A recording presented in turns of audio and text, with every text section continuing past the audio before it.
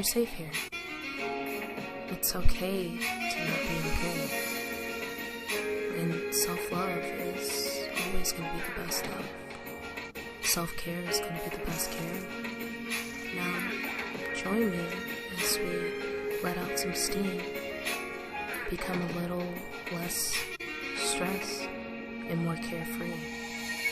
Come join me over our weekend detox, and let's detox together, because we always want to protect our energy.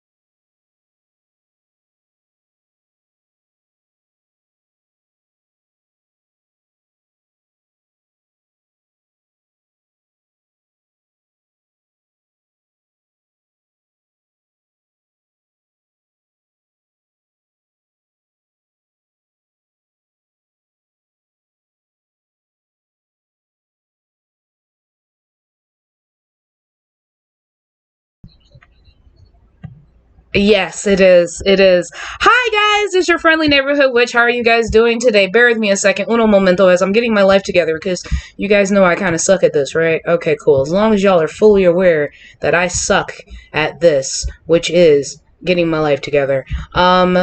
We are currently right now in the process of fit to screen. Cool. Bet. Welcome. Hi. What's good? What's goody? We're going to change some stuff up real quick, because I need to make sure that this does the thing that it needs to do, which is make sure that I'm not losing my fucking shit on a beautiful Saturday afternoon, because I'm always losing my shit on a beautiful Sunday afternoon. If you guys are not familiar with lovely Zeb, this is going to be the lovely co-host for today's episode. And as you guys can tell, today is a podcast episode. Today is a podcast episode, full screen. Let's not pop out. Why are we popping out? Let's not do that. I'm literally a town fuck up sometimes. I promise I got it together. Somewhat. Hopefully it did the thing that I needed it to do, which was capture it full screen. So I'm going to take a quick look, because I don't have access to my chat at this moment of time, because I can't see that shit no more. With that being said, hi guys. Hello. It's your friendly neighborhood witch. It's Riku. And boom! Full screen. What's good? Hey. I'm good now. We got it together. I don't know if my audio's good. I think there's a person floating around in my check. Jesus. See, I've never seen you do the least. So you doing the most is normal.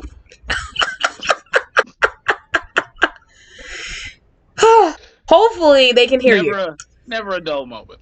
It's never a dull moment with me. Hi guys, it's Reiko. How are you guys doing? It's been a while. Today's this is a surprise episode for y'all, if y'all were not aware. This is a surprise episode of miscommunication and enthusiastic consent. Get yourself out my camera. Today is not your day. Stop trying to take away my shine. And as you guys are aware, my favorite, familiar is doing the most right now. So, with that being said, Zeb, tell us a little bit about yourself for those who are not familiarized with you. Oh, Jesus. Well, I am a father, Chicago native, and I am still in Chicago, thankfully. Aside from that, yes, I'm a formerly very active Dom in the Chicagoland area and Ohio and Iowa and rural Midwest. Also cosplayer and general putter of nose in other people's business, I suppose. Didn't we say something about putting your nose in other people's business? I think we've talked about this on a few occasions. Only when it's necessary. The rest of the time, you can find me just Sipping some tea, minding your minding my business and fucking their business. business. Mm-hmm. If you don't mind some pro tip, if you're gonna mind someone else's business, don't mind their business like this. Mind their business like this. Just keep your periphery and keep your fucking mouth closed. And they won't have a problem because you're not actively in their business. I mean, you at this point you need a W-2 for being in some people's business. That's the Chicago way. Like you can mind Tell me somebody about else's it. business, but keep your fucking mouth shut. Them's the rules. That's it. Them's the rules. Them's the rules. Just like a mall security cop, observe and report. That's it. Just observe and report. Don't get involved. You just watch and tell your friends. All right, so that's a little bit about Zeb. He's also a very, very good writer. He is the one who is I won't say he's the reason for the delay of said book. Yeah. It's just a lot of misfortunate. My editor apparently has passed. He will be missed. And my other editor was inundated with some poverty-related financial issues. So, and I do not count I write the stories. I do not proofread them. I am not very good as an editor. So I wanted this work to have its best backing. So I was seeking out the best, and unfortunately, they have passed on. So, out of the qualified professionals that I know, there are a few people, two people, which I haven't had an opportunity to tell you about, that are interested in pursuing this passion project. So, it has been delayed, but it shan't be delayed much longer. While you all Understood. are out here on the beach this summer, you should have a copy of this book in hand, so you can tell Hotep niggas to fuck off because you are reading real words, full snap. You're giving me too much credit. Vibe. You are literally giving me too much fucking credit. I don't think I'm that great of a writer. I just write to write. So, for those who are not aware, first time coming in, first time tuning in, my name is Lady Reiku. I'm the friendly neighborhood witch when I have makeup on, or the friendly bridge troll when I don't have any makeup on. Typically, I am a spiritualist. I am currently healing, not healed. Healing! ING, not healed. It's a revolving door. I am a mental health enthusiast. I constantly am evolving. I'm constantly growing. I write poems. I may not think they're great, but this man will probably tell you differently. I also have hosted a couple of open mic events. I've also done a lot of charity work. I tell people all the time, I'm a casual goth, and when I say casual goth, meaning that even if I don't dress gothic every single day, that does not mean my aesthetics has stopped. Big horror enthusiast, love, playing video games, and just all around giving good vibes. And, occasionally people sit here and say I'm a succubus and I'm stealing people's souls, and I'm like, disrespectfully. But that's on a side hobby and a past life that doesn't exist and anymore. Also a model, which is just remaining I'm not a unspoken, I suppose. model. I'm not a model. Bullshit. Remember? I don't work for the company no more, so I can't claim that title no more. An independent model. That like you were independent for like 7 years before you worked for the company, so that didn't stop being true. Well, I mean, after that whole incident, it was just like I haven't been We're gonna go motivated to do it. part-time model then, available for reputable projects, not for trade for weed and bust down activities. Don't even make the offer, gentlemen. It's We're not. literally gonna not talk about the whole incident. The first time I went to Chicago to model, and some dude was like, "Yeah, I know her. Me and her hooked up, and blah blah blah blah blah." And then you had to go be Captain Sava to come to my because some We dude was we just claiming. we had a conversation. We just had a conversation. That's all. But His jaw speaking of moved a lot. Mine didn't. conversations, today's episode is about miscommunication and enthusiastic consent. And what we're talking about miscommunication is the miscommunication of today's age. Me and him were having a very interesting conversation. I was like, we should make this a podcast episode, so here we are. One thing I could definitely tell you is Zeb is a really, really good communicator. He's very, very, he can articulate very well. And he even brings things up to me that I wouldn't even think of in the angle that I thought of and everything else like that. So one thing I have to say about him is he is one of those people that would give me insights. And he just recently had a birthday in the last, 2 months. As much as he don't Yeah, want to, he I'm don't, you older don't. for no real reason. What do you mean older for no real reason? You get older with time. Aren't you like, what, 43, 44? Why you gotta add an extra year? Like, what the fuck was that? Like 43 wasn't bad enough.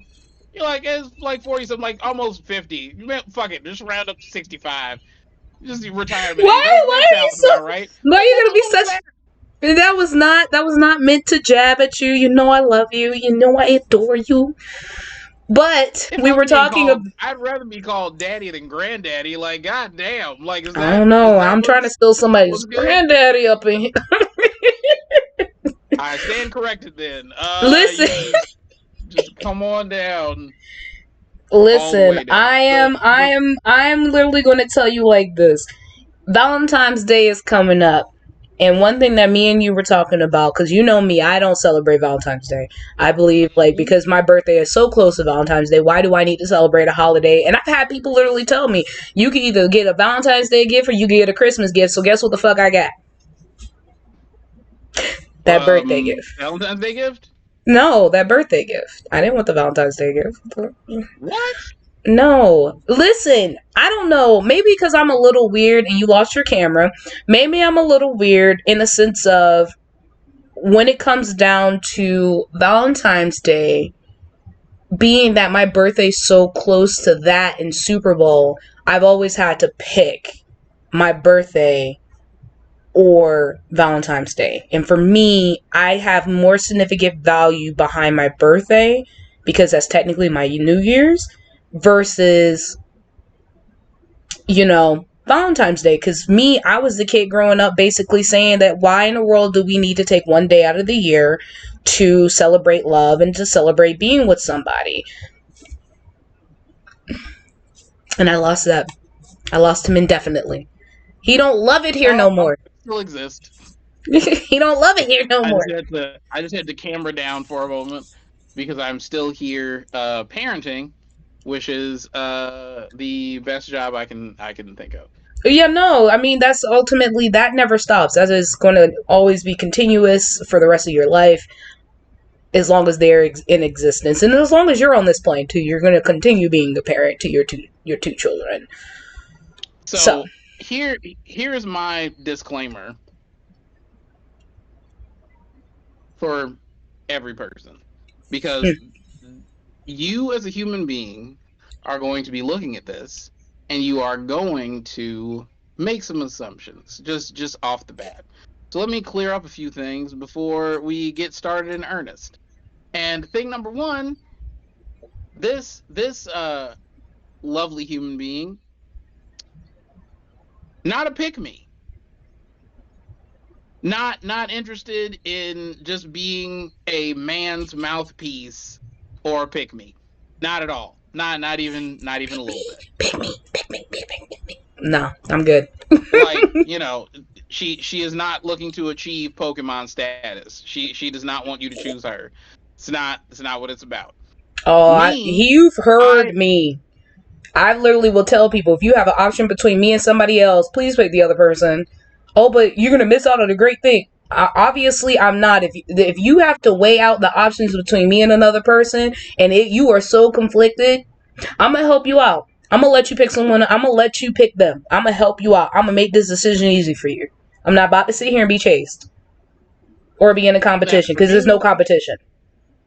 for me, I am not interested in being part of the manosphere or this red pill, blue pill bullshit. Like, I have no interest. So if I say something that seems to be disparaging of men or disparaging of women, it's not because I am staunchly pro man or pro woman. I am pro respect, period, across the fucking board. As a Dom, it's the number one thing is respect me and respect my motherfucking time. And if Correct. I can't be respected, then I will settle very comfortably for being feared. So as long as we're both on the same page, this is not about touting how women suck and how men are rejected and inferior and we need to establish our place in the no, human beings in general just suck, and most of the reason that they suck is that they make assumptions, and those assumptions lead to courses of action, and those actions lead to consequences because they can be interpreted by other people negatively or positively. And when they react to how you've acted, you react to how they've acted. So instead, it's better for you to be open, to shift your perspective, to think before you speak, and to think before you act. And after you think, communicate those thoughts to the other person for confirmation. And if a person tells you that they don't think or feel a certain way, fucking believe them. And if you have any reason to not believe them or not trust them, end your association with that person so you don't have to sit in doubt for the remainder of your relationship and they can move on to something healthier. Correct. So with that disclaimer out of the way,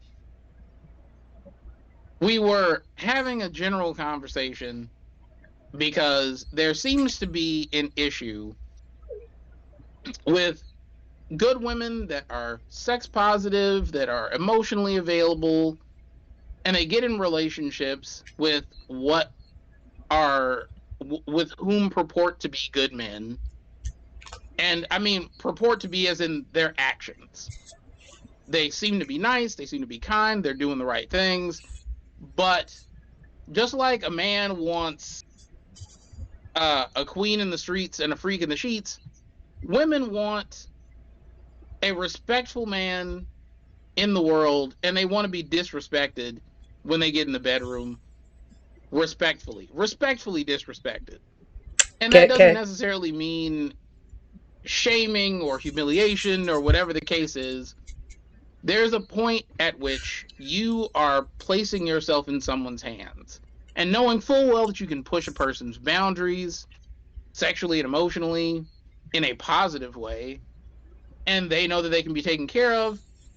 That is a turn on all within itself. So the issue is that a lot of people who want enthusiastic consent don't just, you know, grab you by your throat, put their leg behind their head, and start going to town on you because they don't want you to feel like you're being used as a sexual object, like you are only a piece of meat, like Basically, you're you saying are they a respect thing them. to be available for their pleasure. So, what a lot of us do is we sit and we wait. We wait Basically, for showing not respect. unclear communication. Just because you show up and you have had a shower and you walk into the room and say, I just got out of the shower, you would think the response from any thirsty person would be, oh yeah, bring that over here. That is not what you are going to get from a person who wants enthusiastic consent, because that's assumption. I don't want to assume that you telling me you're out of the shower means that it's time to play. What I would rather assume is that you are letting me know you got out of the shower because you wanted me to know, because maybe the bathroom is now free, because maybe I can shower now. Or you're just letting me know in an offhanded way that you've showered, you feel better, you're having a good day, you've washed off the day's bullshit, and you just wanted me to be in the loop. Now, when I don't react like bring that over here, some people will feel rejected. And you feeling rejected or ignored is something you should talk about. But that's embarrassing to be physically or emotionally or sexually vulnerable and a person not automatically ask you to join them in the boudoir. So, what you have there is a dynamic of miscommunication. I don't want to assume, and you don't want to overtly state, are you ready to tear this up or nah? Yeah, because I think what a lot of people don't understand is even in relationships, you still have to have consent when it comes down to it. And it's the same for like, you know, I'll use this as an example.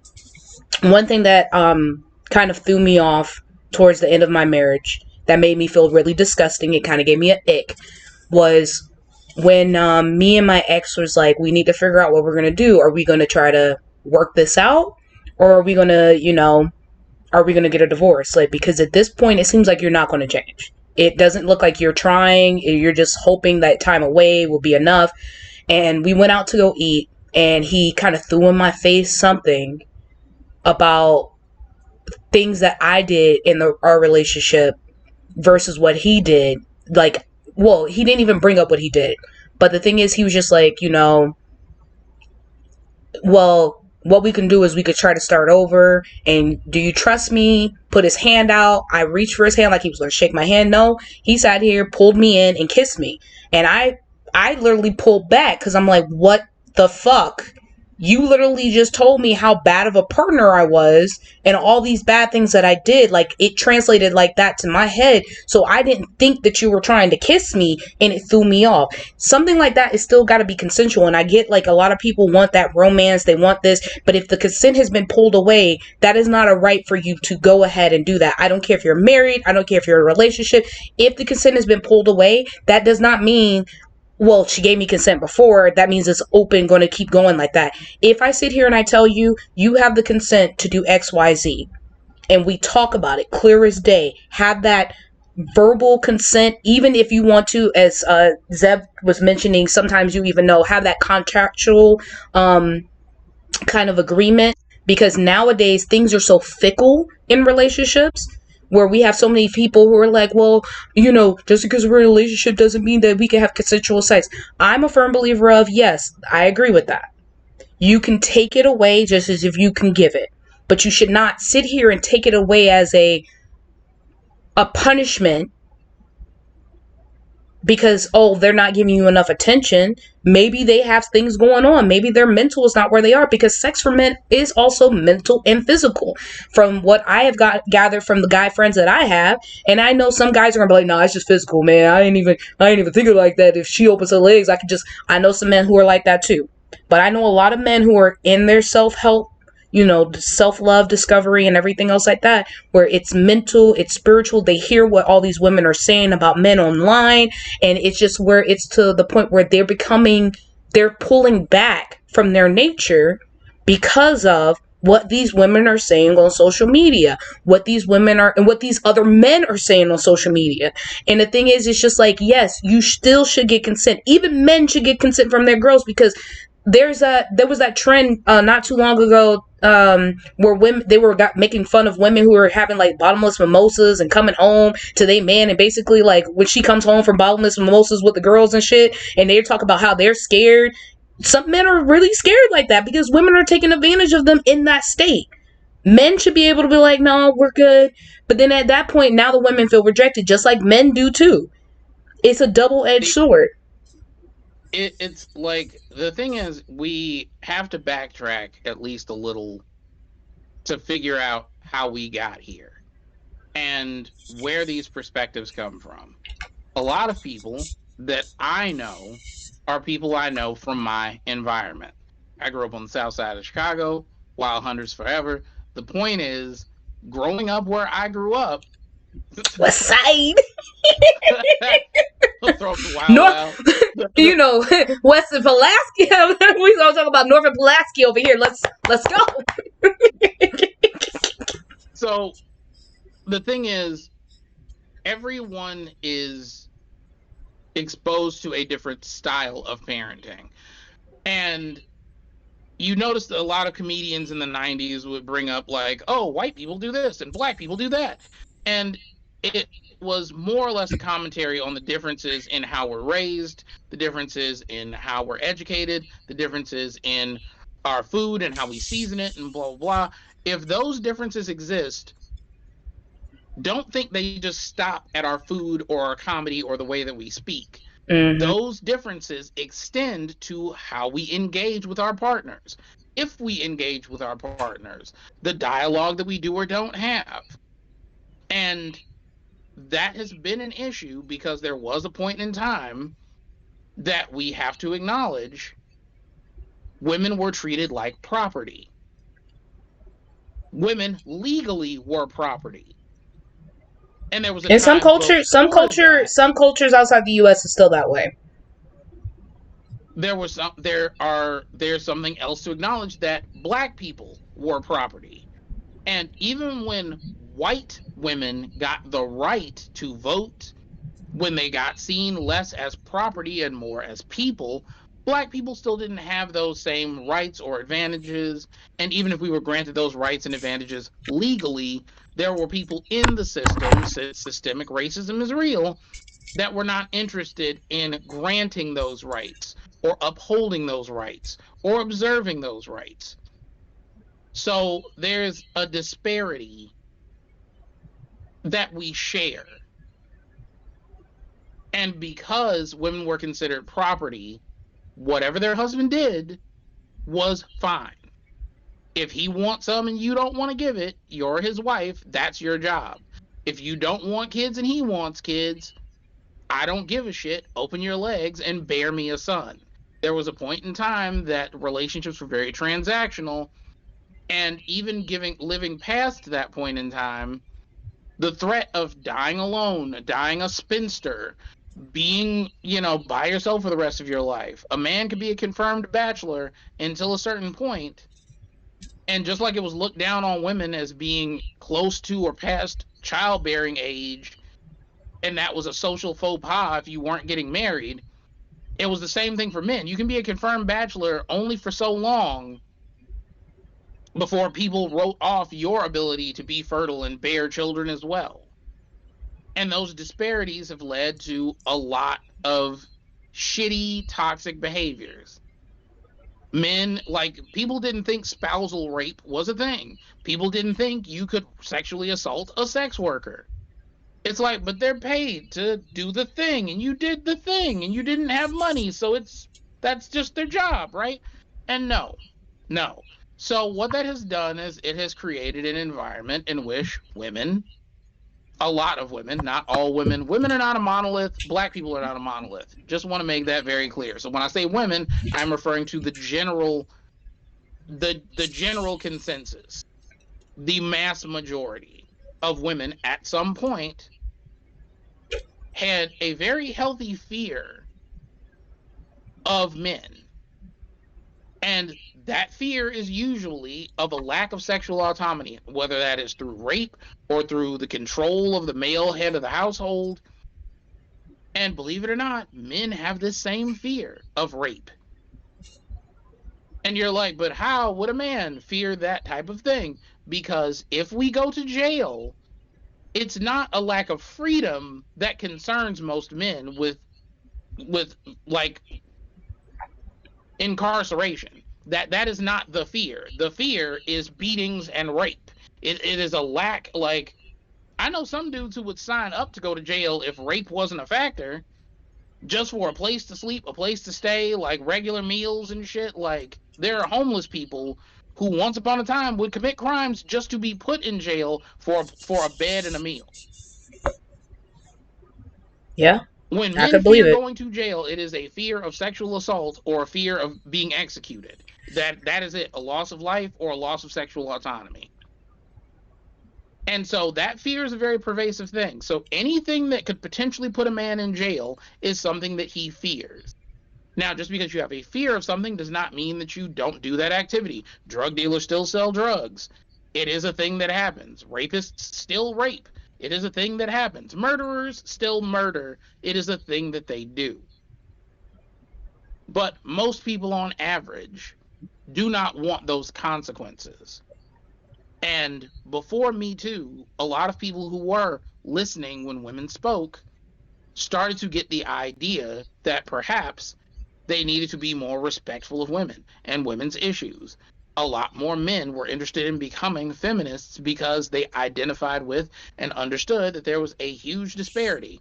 And the issue is that most people think, well, I'm not the person they're describing.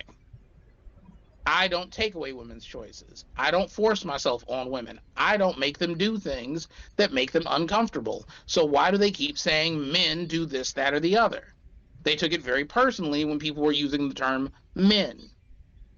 But just like when people are talking about, oh, I don't know, murderers,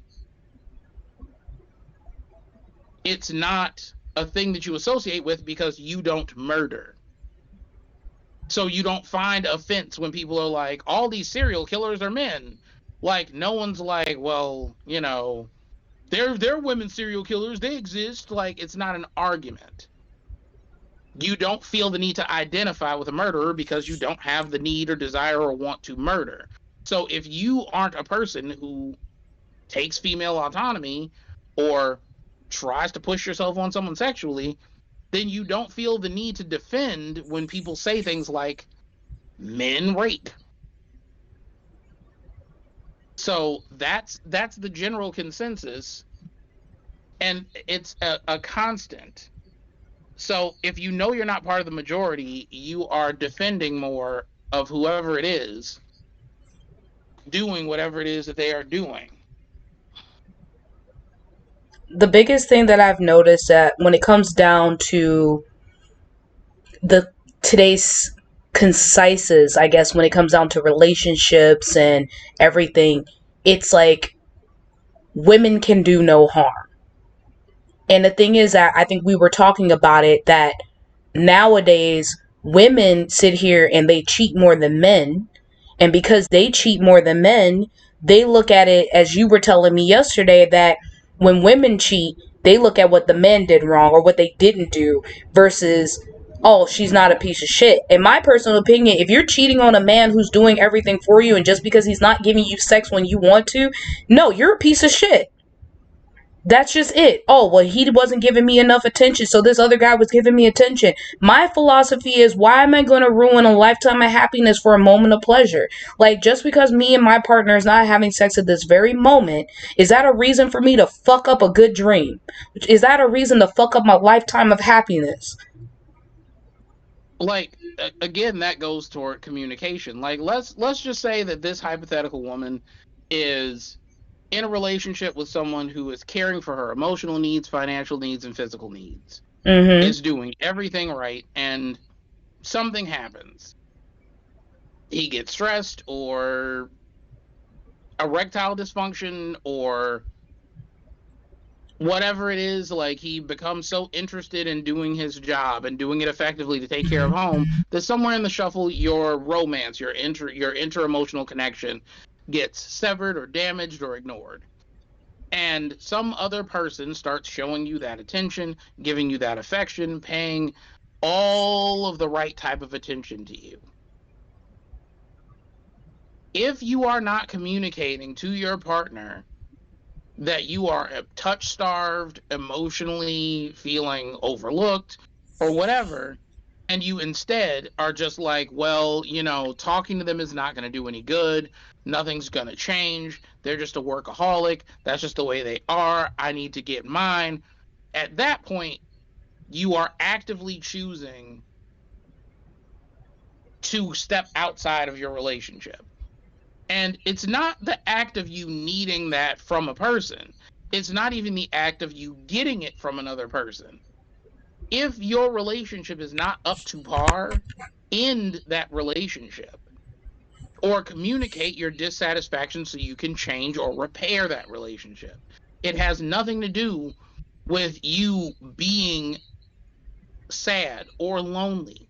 It has everything to do with you trying to fix that sadness or that loneliness on someone else's back. And if you had enough respect for that person, and if that person had enough respect for your relationship or your marriage, the two of you wouldn't be hooking up in the first place. Mm, Now, don't get me wrong, there are people who have open relationships.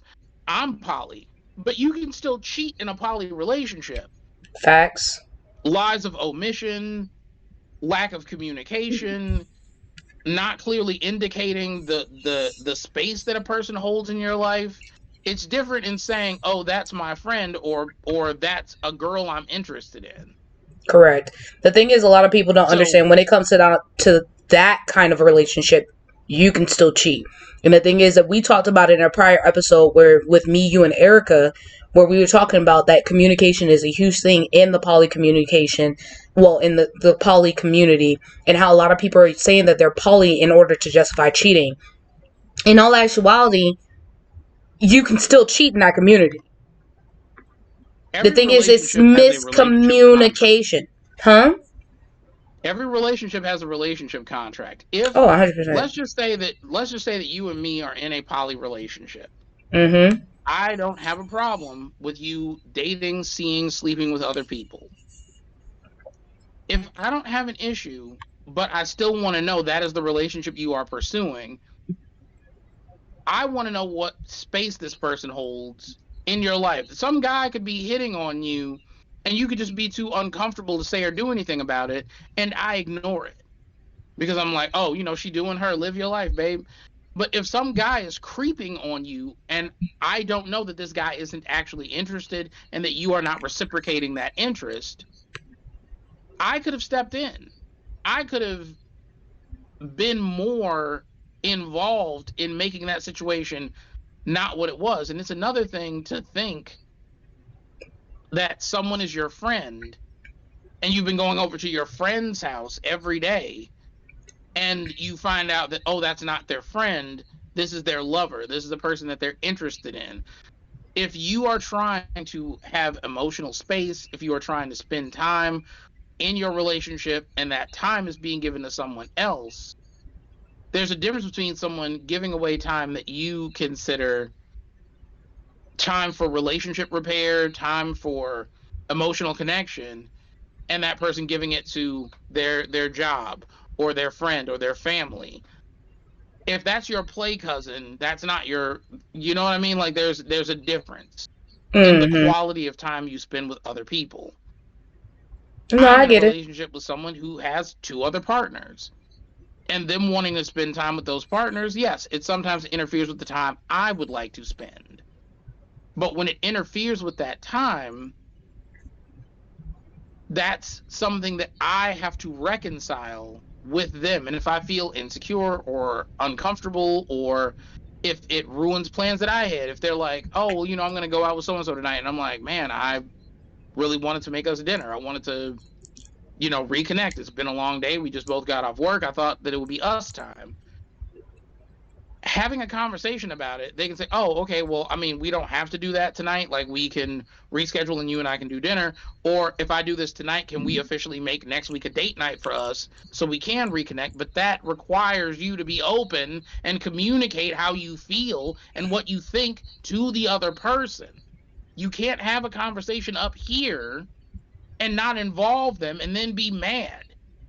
It's like waking up from a dream where you thought your partner was cheating on you and then slapping them in the face. Like they don't know what the fuck's going on. No. The thing is, I So have you to. can't you can't do it as a reaction, is what I'm saying. No, I get it. The thing is, I think a lot of people, especially with women nowadays, because I told you, I'm an advocate for people. I'm an advocate for doing the right thing. And one thing that I was telling you yesterday, I think I hate everyone equally, and then you kind of showed me a different perspective. You were just like, you don't like when people oppose their opinions because everybody's on Yeah. soapboxes nowadays. The thing is, it's just like for me, within my relationship, I do like communication. I can tell you, I suck at communicating my feelings. And I say that I suck at communicating my feelings like every woman, which apparently is that whole stereotype, which is where we don't know what we want to eat, we don't know why we're feeling what we're feeling, and unfortunately that's most women. And they just need to accept the fact that most of us don't know why we're upset. Most of us don't know why we're sad because we are emotional driven versus logically driven, and it's just that we're emotional first and logical second. With me, I will tell you, I don't know why I'm upset right now, but at least I'll tell you, yes, I'm upset. I don't know why I'm upset. Give me about 5 minutes to think about it and figure out if this is something that is worth me being upset about. And in some cases, I've had partners who were like, wait, you actually want to think about it? You're actually telling me you're upset? You're actually telling me you're sad? This, that, and the other? And then there's sometimes I'm just like, am I tripping? Like, am I upset for the wrong reasons? Like, I'll have to work it out in my brain. Like, is this something really worth me being upset about or not? Yeah. Introspection and self examination are not easy. They're Mm-mm. very uncomfortable because a lot of us have toxic traits and a lot of us have coping mechanisms that are not healthy. So the things that we're doing inside of our own heads are things we don't want to think about for too long. If you're in a relationship with somebody and you're not feeling that person the same way you used to, but you all live together, you all go to the same places, they're your ride to work. They're, the person who you rely on to be financially or emotionally stable. They're the only support system that you have. You will stay in that relationship and be miserable and keep your fucking mouth shut. But why? And that doesn't help. Why is because this person at some point has become the cornerstone of your survival. And But so at this point, it's uh, more imperative to you that you be safe than you verbalize what your issues are. Because so what happens if you tell them, I'm not feeling you anymore, I don't want to sleep with you anymore, I don't want to do this with you anymore, and they decide, okay, then find your own motherfucking way to work. All right, find somewhere else to live. All right, all these issues that you have, and I don't want to hear that shit anymore. And so I that's what think people that's are. that's that's a situation type relationship. So that nowadays, like people are staying with people because, like my homeboy, he's staying in a relationship that he's not happy in because he doesn't have anywhere else to go. He moved out. He moved all the way to the other side of the country for a woman, and then when he moved in with her, because I feel like you really don't know you love somebody or don't like somebody or actually care enough for somebody until you live with them. Because that point where you can see how they live, how they move, are you able to coexist with each other? But then that's what made me pose up the question to you and caused this conversation was, as men, if y'all know that y'all are miserable in a relationship all around, why do you Mhm. stay? Why do you Like stay? a lot of, because I've been in several miserable relationships. And I have too, but I left eventually. like the thing is, for the majority of the relationships that I've been in that have been terrible, they have either had to end it themselves, or I have walked away when shit has hit the fan so badly that it has covered every surface when it blows back. And the reason for that is there is a perspective that a lot of people who are in the manosphere, or women and men who are looking at traditional relationship gender roles, that if you fail at this, you're not a good man. Or if you fail at this, you're not a good woman. If you are not a good provider, then you are a shitty man. If you're not a good nurturer, you're a shitty woman. And the idea is that anything in that vein where you fail, you are the problem. So there was a point in time I was working a minimum wage job. It was the best job that I could get. I was bringing home every dollar I could. I was trying to pick up extra shifts and work extra hours, and it still was not enough. So I have my partner crying to me, I don't know how we're going to make it. I'm so worried we're going to default on a bill. I don't know how we're going to do this and pay rent and get groceries. I don't know what else we're going to do. So here I am going to like food pantries, and borrowing money from every which way and doing all this stuff to make sure that our basic daily needs were taken care of with a little windfall left over, and it wasn't enough.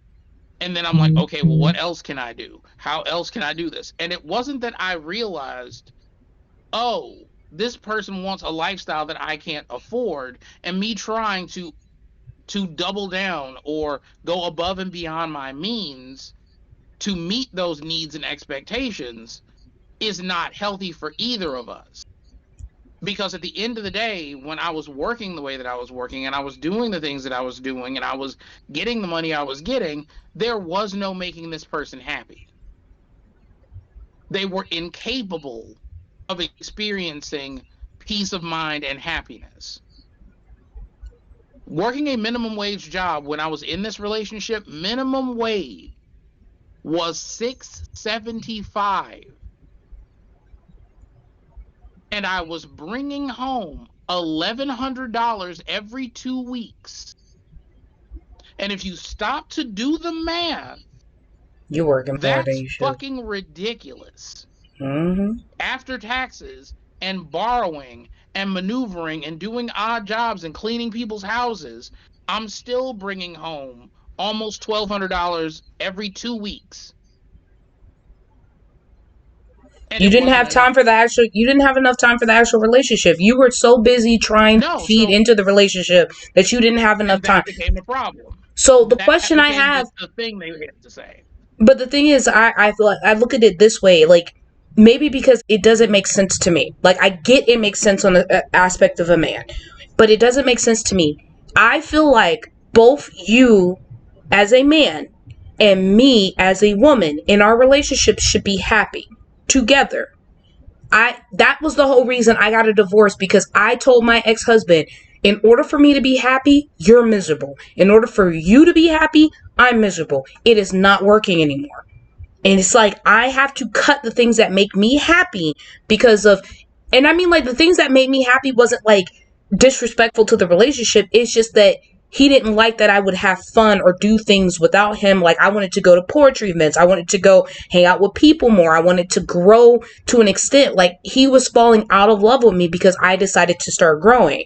And because he was like plateauing, I had to like dumb myself down or dim myself down to make him happy, which was making me miserable. And the thing is, it's just like, for me, I'm a firm believer of, if I love you and we're together, maybe because my aunt and my grandmother put in me that both of you need to be happy. Yes, sacrifices have to be made, but both of you need to be happy. And I get that maybe with how men have been raised is that your happiness don't matter, her happiness matters, which I don't like that concept as a modern woman, I guess, but also with the traditional sense, I get where it comes from, but as a woman who also has a lot of the modern like mindset, I want you to be happy. That was the biggest thing I said to my ex-husband. I want you to be happy, even if it doesn't mean with me. I want you to be happy. I mean, that sounds good and I it know it makes sounds good. sense. It sounds good in theory, but No, I I get. don't like it sounds good as in like that's bullshit. I mean, it sounds good, but in practice, I can tell you that you are the most gorgeous creature I have ever seen. That every time I look at your face, the sun is shining back at me. Every time I look into your eyes, there is absolutely nothing. The entire world falls away, and you are the only thing I see, and I could not look at anything or anyone more radiant than you in that moment. And you will turn around and you will say, I mean, stop. I'm all right, I guess. It doesn't matter what the fuck I said because you're going to have this internal dialogue that the awkward kid you used to be when your ears were too big or your teeth weren't, like you were missing a tooth or where you had whatever physical trait you didn't think was attractive or when you got made fun of by whomever for whatever. That's the version of you. The worst version of you is the version you hold on to. In your mind, when you see yourself, you are the awkward, Mhm. gangly, weird, unattractive, whatever version of yourself is the worst. And so when I challenge your self perception, you are going to fight me because you think that I'm being delusional. You think that I'm seeing what happens after hours worth of makeup. You think I'm seeing what happens after a shopping spree. You think I'm seeing what happens after you've been to the beautician. But it baffles women when men want to see you when you first wake up and you roll over and they're looking at you and you haven't put your face on and you've got acne scars and you've got fucking sleep in your eye and you got dried slob on your cheek and you got a whole ass bonnet on and he's looking at you like, God damn, how did I get so lucky? You know what I You're like, this realized? nigga's insane. You know what I realized though? Because as a woman, we are raised to believe what the standard of beauty in society, how society made beauty come out, how our mothers made beauty come out. Because I will tell you, my mother made me feel fat because I wasn't a size 2 growing up. So my mom was like, I was a size 2. How come you were not a size 2? Oh, well, I was a cheerleader, so you ain't going to be. Like, my mom instilled that. And I realized that it's a generational curse. And a lot of men don't realize that even with women, we have stigmas growing up. That we are told that pain is beauty. That a man would never like you to be beautiful in your natural state. You got to constantly be like this. And even then, we were basically groomed to have low self-esteem, to need people to feed us and feed our egos and tell us how beautiful we were and this, that, and the other. So for when I got picked on growing up, because I will tell you, I have ugly duck syndrome. So it's still to me this day when people tell me how gorgeous and beautiful, I'm like, oh, me, little old me. But it's because it started in my household. And my mom nowadays, she tells me how beautiful I am now. But when I was growing up, she made me feel like I was doing like heavy duty adult workout to match the standard my mom put on me as a beauty standard. And the thing is, like, nowadays it hurts. And I tell people like this, social media is the worst thing when you're in a relationship.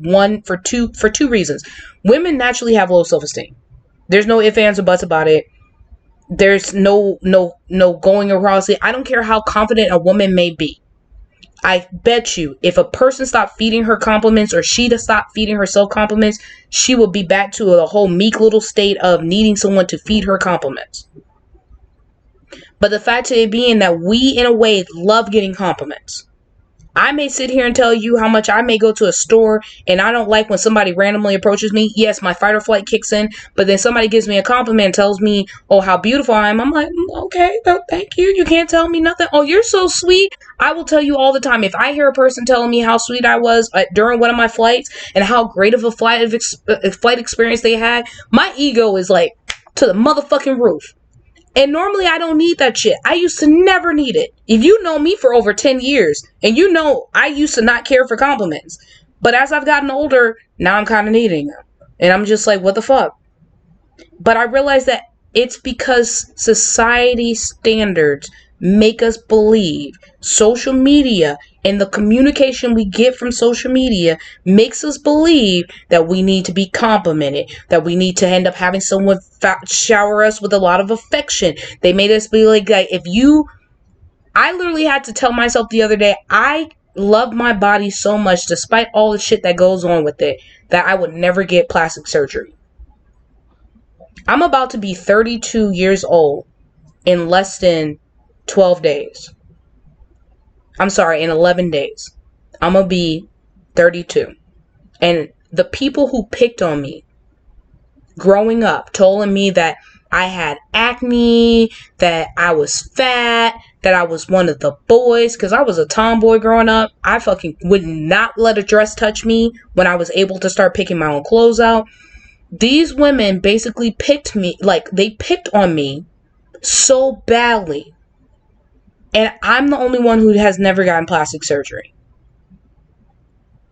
I'm the only one who's not gotten plastic surgery. I realized that, yes, I had moments where these women made me hate myself so much because of the communication. And even with social media makes it seem like, oh, you got to have this. And one thing I was telling my partner, it's a hard thing as a man to be in a relationship with a woman and you're liking other women's stuff. Like you're liking other women's pictures and, double tapping, hitting the like button, comment under, but you're not doing it for your own girl. It makes her sit here and have that subconscious thought of, I understand you're with me, but what do they have that I don't have? So it's still a form of communication when it comes down to that, because now you're communicating to these women that this is what you like. If I see it and you're not verbally telling me how beautiful I am every day, but I see that you're liking all these other girls' stuff and you're this, that, and the third, you're silently communicating that you don't find me attractive. And whether or not that's actually the case, That it's is. building this disparity. And I get it. The thing is, you said women are emotional creatures and men are logical creatures. Men are extremely emotional Oh creatures. yeah, y'all are. I'm just saying And that the most thing of the is, time y'all put your logic before your emotions. Yes, well, you're that's the thing, emotional. we don't. We don't, but I know why it looks like we do. Mm. We we are groomed from a very early age that you will not be chosen if you are not useful. We're not told growing up, "Oh, you so handsome, you're such a sexy Useful as boy." in what, baby? Well, Explain to the I'm usefulness to me. absolutely getting to that. Based on whatever it is we've got, our usefulness is alternating. Women, as far as the way that they're groomed and socialized, you have to be the most attractive. That is your usefulness. He doesn't give a shit if you're the smartest. He doesn't give a shit if you're the strongest. He doesn't give a shit if you're the best at math. Well, I'm not going to be a part of the If you bunch because I'm not sexy, listen, I'm not, if that's the case, I am not part of that bunch because I'm cute. I hold my own. I'm about a good 6.5 out of the 10 scale. But there's some bitches out there, I'm like, God damn, if I had to compete between her and me, shit, she would win every time. Yeah. and Okay. that's the thing. If Mm. you all are groomed and you're socialized where if you can throw it back and swallow it down, you will achieve great things I always because tell you will people I'm a find the good right man. 6.5. You'll find the right man who is everything you want, and then you don't have to do shit. You just have to exist and keep being pretty and show up to events on his arm, and you will be what my grandparents used to refer to as a kept woman. That's all you got to do. Be pretty enough, learn how to make that throat do some tricks, throw it back, and you will achieve. And that's a horrible fucking thing to be told from like 6, 7, 8, 9 that you're supposed to be able to do all right and be able to raise children. Oh, you also No, got to know how to cook. Yeah, you got to add that in there too. Yeah, that's part of the raising the children. that part. What the fuck the children gonna eat? They can't be on the titty all forever, so you got to be able to feed them. So obviously you got to learn how to cook. Listen, Like, duh. I love to cook. I will kick you out my fucking kitchen. Like, get the fuck out my kitchen. Like, I hear my So grandmother and my aunt. But go ahead. But that's the thing, you are socialized with these skills, and your parents teach you these skills. Now, the thing is, I could say that most women are contributing to their daughters being like embracing like housewife culture because they know what it's like to be an unattractive woman or a woman that no one wants. They've seen what happens socially to those women who aren't extremely attractive and overachieving and able to achieve success and have brains and beauty and the whole 9 yards. They know what happens to those women when they're not the total package. And they don't want that for their children. So they groom you to be able to cook, clean, do it all, be able to do it all. And I get that they're trying to help you, but they are also hurting you because they're letting the trauma that they have grown up with permeate into your brain. So as a child, you're being taught that you need to be the baddest bitch. And You just need to be you, but you don't know who that is because a lot of the shit you're indoctrinated into at a very early age. So, like I was saying with men, we are groomed and we are raised from a very early age to be whatever it is that will be useful. What that means is we need to be rich or we need to have a skill that is necessary. Be a doctor, be someone that literally people can't live without. Become a doctor, become a lawyer, become law enforcement. Do something that will somehow make you stand out from the crowd. Be a provider. And that's the biggest part is being a provider. And the thing is, most of us know. Most of us are not born in circumstances where we're going to have a Fortune 500 company or drive a flashy car or have a career path that's going to net us an unreasonable amount of money without us having to sacrifice. So I have a So we question have for to you. be self sacrificing, Got we it. have to be useful, and we have to be appealing. Now, if we can't be physically appealing, like if there's nothing you can do about your face and your genetics are working against you with your body, you have to do something called peacocking. You have to have things that attract people in. So you have to have a really nice car. You have to have a dope ass wardrobe. You have to have this self confidence and swag out the fucking roof to pull people in. That has to be the thing that attracts them because your natural demeanor, your natural appearance is not going to cut it. Mm. So you have a lot of dudes out here being dickheads and driving fast cars and being arrogant douchebags because that is their idea of confidence. And I think That is that's what the they reason, think will attract a woman. And then because you that's have the other thing. people. Cartoons even instilled it in us before, because the thing is, I used to make the joke that as women and as men, we used to grow up on Tom and Jerry, and there was a whole episode between, you know, Tom and then Butch, the other cat that he was basically, in competition with. During that time that he had to get the affection of the white cat, and Tom had to sell his soul to get her a small ass diamond ring, while Butch gave her a fucking diamond and she had to put a fucking shade on because that bitch was blinding. The thing is, like, I see where that comes from and this stems from. And unfortunately, we were groomed even with through our cartoons and everything. And I get that's the reason why a lot of people say a lot of that, they're kind of Do you pushing remember agenda. how it ended?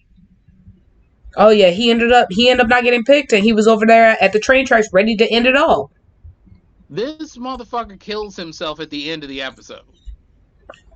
That's how the episode ends. He is inferior to another man, realizes there is no point in living, and just sits on the fucking train tracks ready to get his ass run over. Jerry, who is trying to get him off the tracks, goes through the exact same thing, trying to get with this other girl, and she chooses somebody else. And then this nigga sits on the tracks next to him.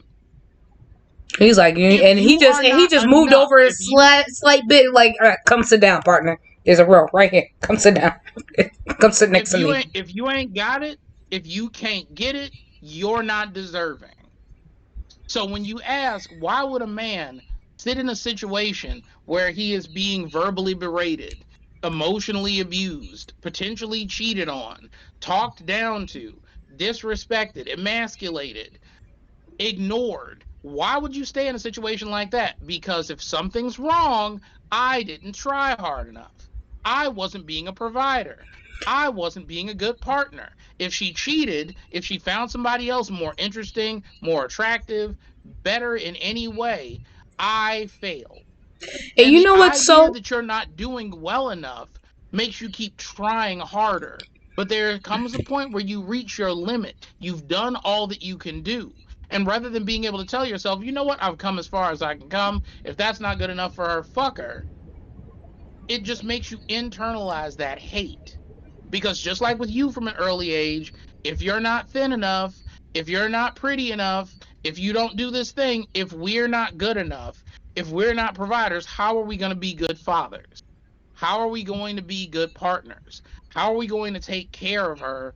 And that's the thing. We are willing to sacrifice, but relationships, we have been told, are about sacrifice and compromise.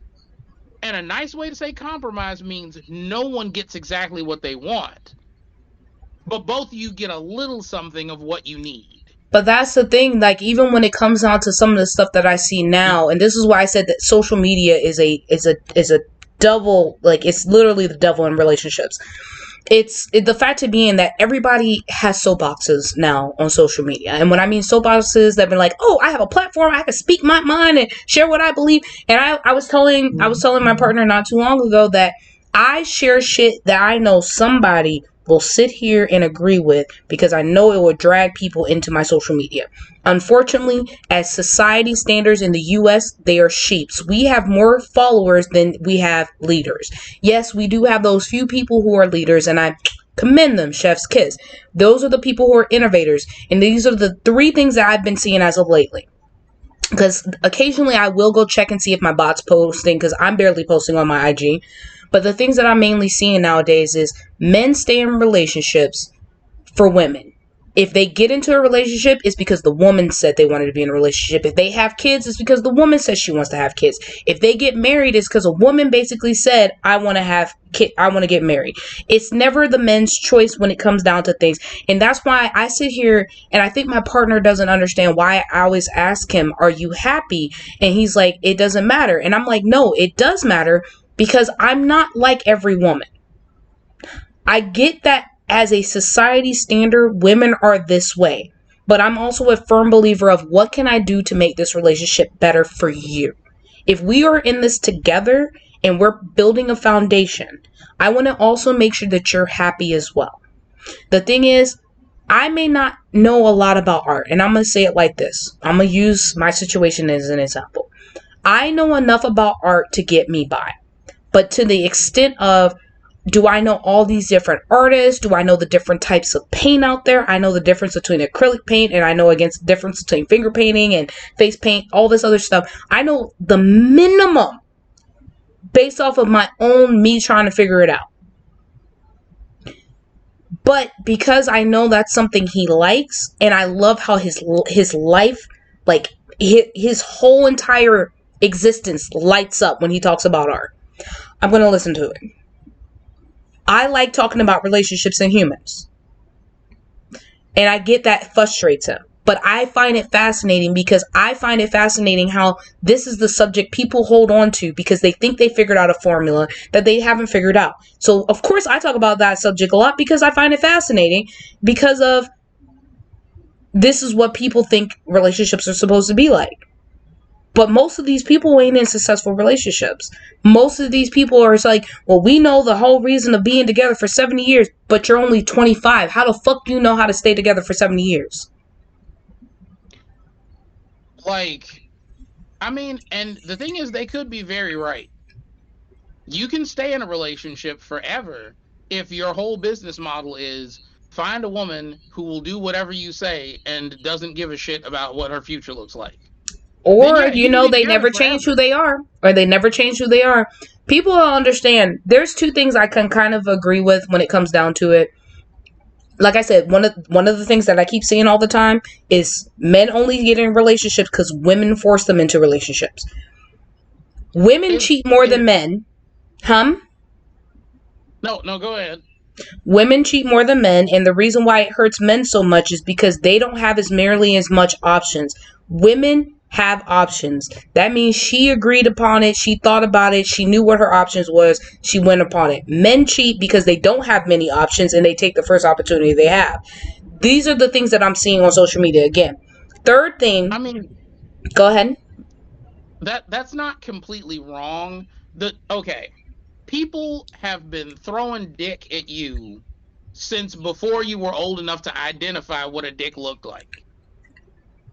You're saying women, right? Not me, right? Because I'm like, I I'm mean, still trying to figure that out. you do, but yes, just in general, people make comments or advances before women are old enough to understand that they are romantic or sexual or inappropriate. Like, think about the way that we talk about girls as they're getting older. She sure is becoming a woman. Look at her. What a budding young woman. Oh, she's coming into her curves. Blah blah whatever. All of that shit is sexualizing. All of it. The way that we talk about girls, we don't say, "Oh my God, she's getting so tall." Oh, look at her, she's so smart. We comment on their physical appearance. She getting so big. Oh, you better keep them boys away. Shit like that, because even at 7, 8, or 9, there is something in our brains that's like eventually someone's gonna offer them some dick. And it happens all the time. So the thing is, with you being offered something all the time, from since before you even would know how to do anything with it, for you, you're over it.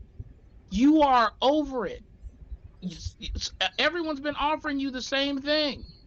I'm gonna give a full disclaimer. Zeb has We 2 as daughters. all I'm saying is we as men do not get offered that. Like, women are not walking up to us. I'd love to get you some pussy. You want some pussy, man? If you come back to my place, I hit you with some pussy. You know what? You want to see some titties, man? I got some titties for days. You know what? You look like the type of man who Maybe likes a I'm good a titty. different breed, cause that's how I be shooting my shot. I'm like, you know what? I think you deserve some titties today. And the thing is, it is such a foreign concept to us. It is such a foreign concept to us that it is literally the equivalent of winning the lottery and you didn't even play. So if someone is genuinely out of nowhere, or seemingly genuinely out of nowhere, giving us a compliment, telling us we're attractive, telling us they want us, it doesn't happen. So the idea in our head is, what? Nigga, did I stumble through a Doctor Strange portal into another dimension where Am I where an all of a awful? sudden it's the roles are reversed and somehow I got hot? I don't know, but nigga, take this opportunity, because every time it seems like a once in a lifetime opportunity, Mm. because you don't see yourself as being attractive. Everything that you tell yourself as a woman about your appearance, men are telling themselves that all the time. If someone compliments you and you're like, they must not see that all this foundation is covering up this. If I wasn't wearing this wig, my motherfucking hair ain't blah blah blah whatever. Like, they don't understand all the trouble I had to go through to get into this outfit and wear this shapewear. These niggas are just delusional. We don't have any of those things to cover up our insecurities. So we are walking around feeling like gross pieces of shit a lot. And when you feel gross and someone comes up to you like, "Oh, you're so cute." Nigga, who? Where? The guy behind me? I'm sorry for being in your way. Let me move so you can tell this nigga all about his appearance, because I know the fuck you ain't talking to me. We be borderline offended when we get complimented because we don't understand what's wrong with you. The You thing got to is, check the insane asylum and see if anybody escaped. I think that's also the reason why for men it hurts so much when women cheat, because the fact of being, we had options. We have those options where you don't. So it hurts more because it is an emotional thing for us. That means that we really thought about this and thought about who But is the we still take it potential as a replacement. failure. Exactly. We And the still thing take it as is, a failure. that's the reason. It's not about you. And the thing is, that's the reason why at the same time though, we came back to that whole conclusion of when men cheat, it's more or less that we look at it, society as a whole, is, oh, he's a dog, he's a hoe, he never cared about you. Where women cheat, oh, what did he do? Oh, don't get me wrong. There are men who are opportunists. Absolutely. But if you have ever looked at a comedy, or a romance comedy, a rom com, every woman who cheats, or let's say it's a guy, like the movie Liar Liar, hilarious movie. Jim Carrey learns a lesson, learns how lying is bad for you. She's with a guy who, yes, is not Jim Carrey. He is not as funny. But this dude is trying. He is a good person. He is giving 110% to this woman and her son, who he knows is not his. He is there and he is present and he is not bullshitting his way through any of it. And what do? We root for her to leave the guy who is treating her well for the guy who is a habitual liar. Basically, Because that's the what the nice plot guys, tells us. the nice guy doesn't finish last. And I hate that statement where they're like, the nice guys finish last. If I stay her friend long enough, da da da da da, then she's gonna. No, the thing is, in retrospect, the nice guy does not finish last. Even it shows, and it comes into those type of movies. I'm saying, like, and that's the issue. The issue is that somehow you were meant to be with this person all along. Mrs. Doubtfire, we all love the movie, but he damn near killed Pierce Brosnan because the nigga was jealous. And Pierce Brosnan wasn't just fucking around with his wife because he was bored. He actually liked her, was talking about adopting her kids and treating her well, and he has the means to do it. But Robin Williams is like, no, but that's my family and I deserve them, even though I have not listened to my wife. I am constantly going over her head and undermining her in the name of being the fun parent. It doesn't, I don't get why in the world, and even for men or women, why does it take to the point where somebody else wants you for you to realize that you are missing out on a good thing? Why do you put yourself in a predicament to lose somebody when the thing is, I realize nowadays, people will give you warnings. And I mean, they may not be direct about it, but they'll give you subtle warnings. Like, if you don't, like, hey, I don't like when you do this. Hey, I don't like when you do this. Or you need to do this more. Like, we're literally giving you warnings versus directly saying, you need to communicate with me more. I've learned to just be direct. I'm not going to sit here and beat around the bush about it, because if I sit here and I beat around the bush and you don't hear me, or you misinterpreted my quote unquote passive aggressiveness, no, I don't like when you do XYZ.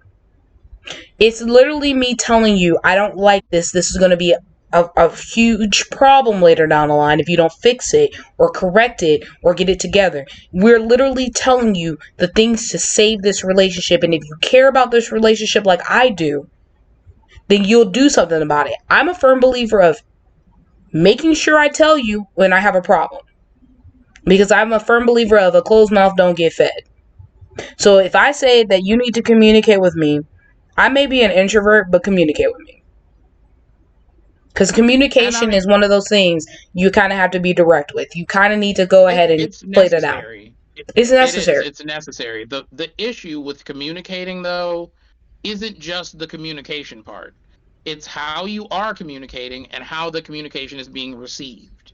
Correct. If I say, I don't like when you do this, what normally happens in a conversation or an argument is, well, when else have I done that? Tell me when I did it.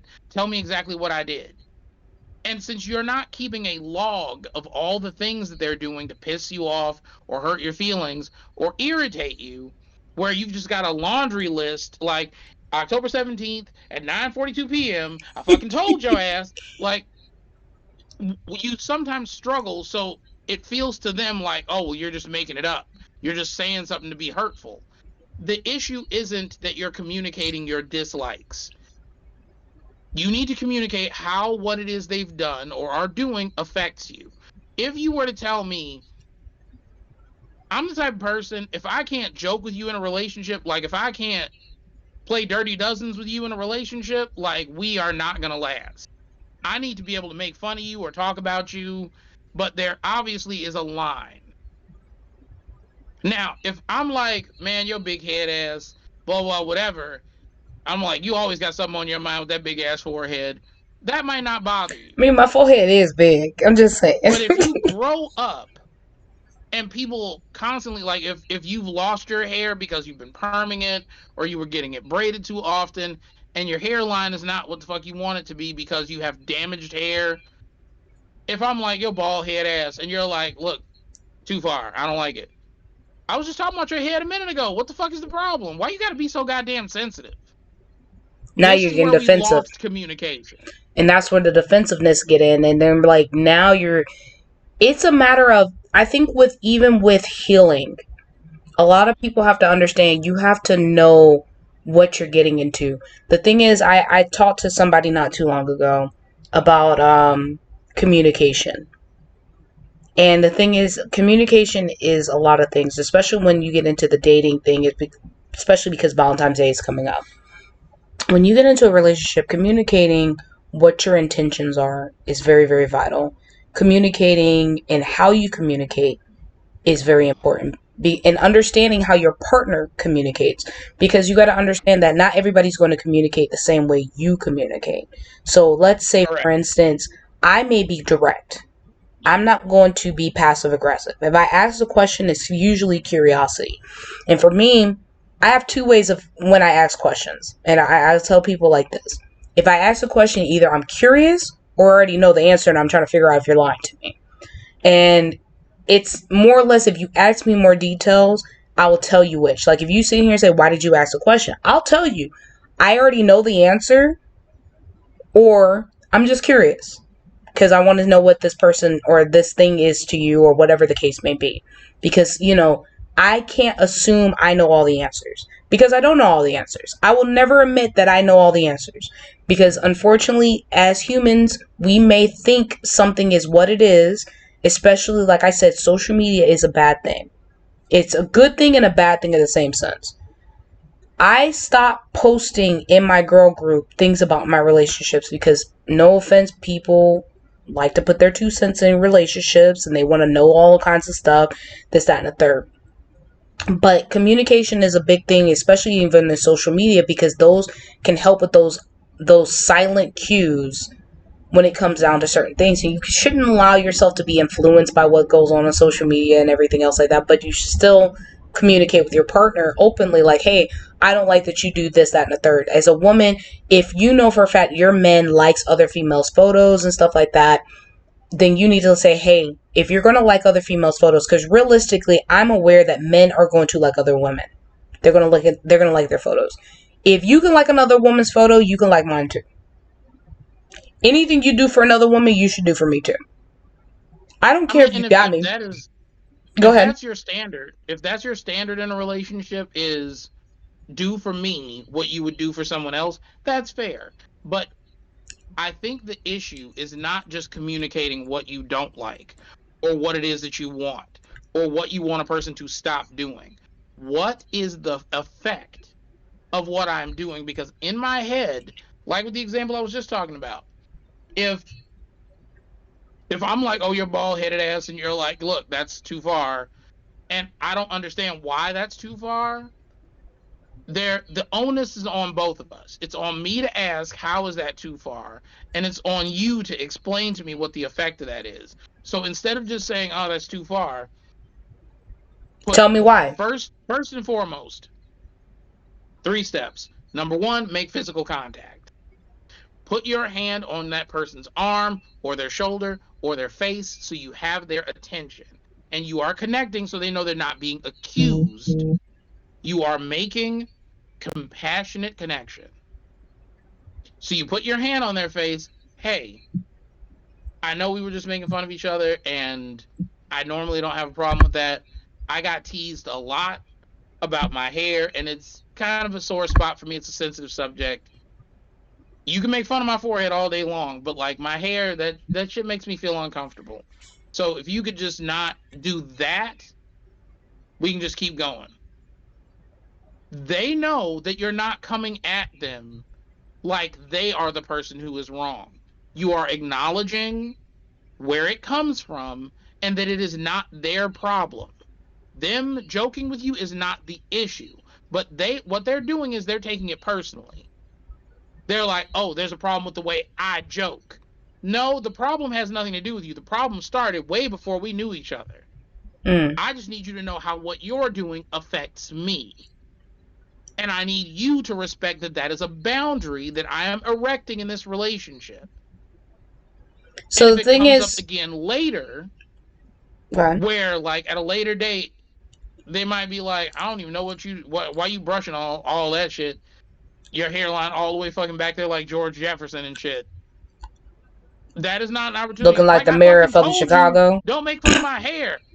Looking like the mayor from Chicago. Like that's not what you do. Instead, you let them know like, hey, remember we talked about the whole thing with my hairline. That's That's a sore subject for me. And then redirect. Did you really need to cop a feel on her titty right then?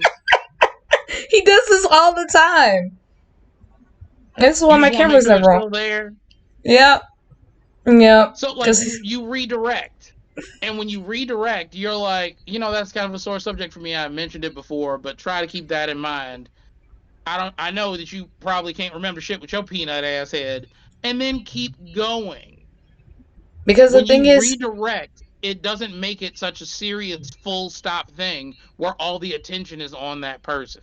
so in a way that my mom, y'all know that if you've listened to any of my podcasts about my background, I used to say this a lot.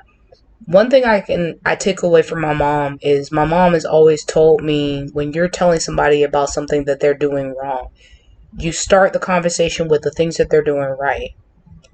Tell them what they're doing wrong, and then you solidify or reinforce it by all the other things that they're doing right. So, for instance, let's say for you, Zeb, I'll sit here and say, Zeb, you're an amazing artist, but I'm going to let you know I don't like how you approach your marketing techniques. But I will go ahead and say this. You do this well. Like the way you put the words and formulate it together. It's like, yes, I gave you two positives and a negative. That's how my mom used to instill stuff in me growing up. Like my mom, like I said, my background's not that great, but my mom definitely instilled a lot of shit in me that I use today.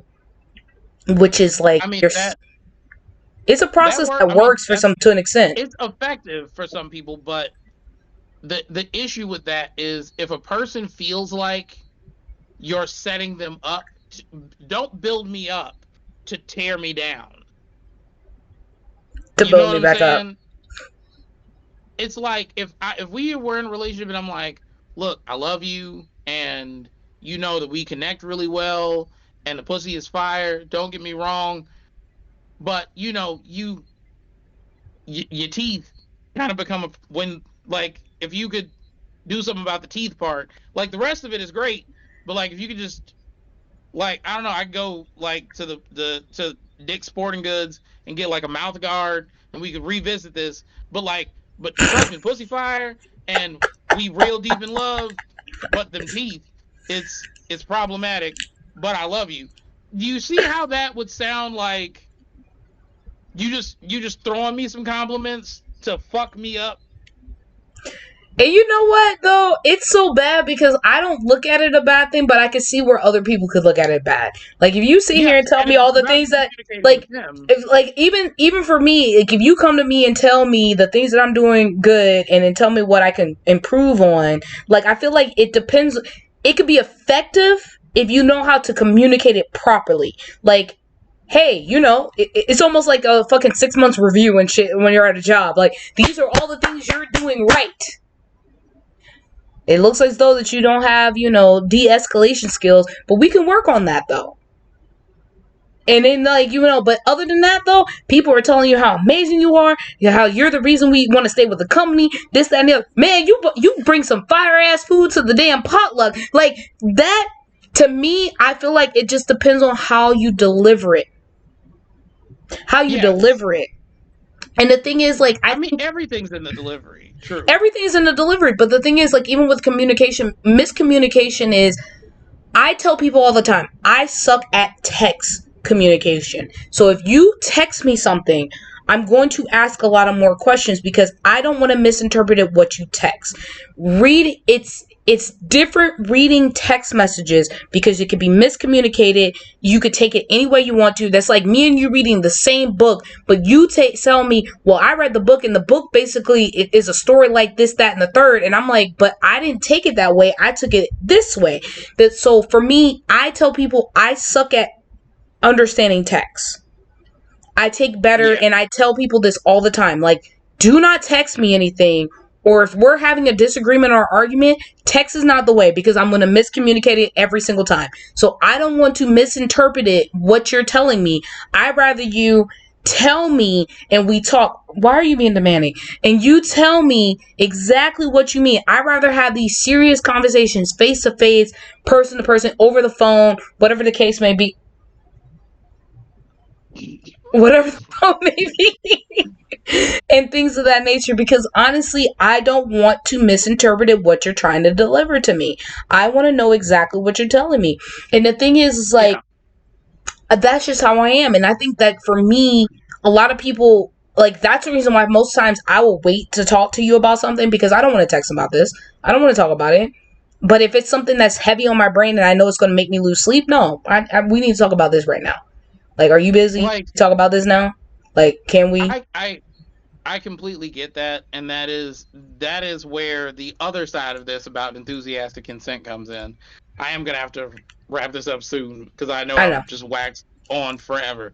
But the thing is, with enthusiastic consent, you can avoid a lot of the pitfalls in a relationship and a lot of the miscommunication.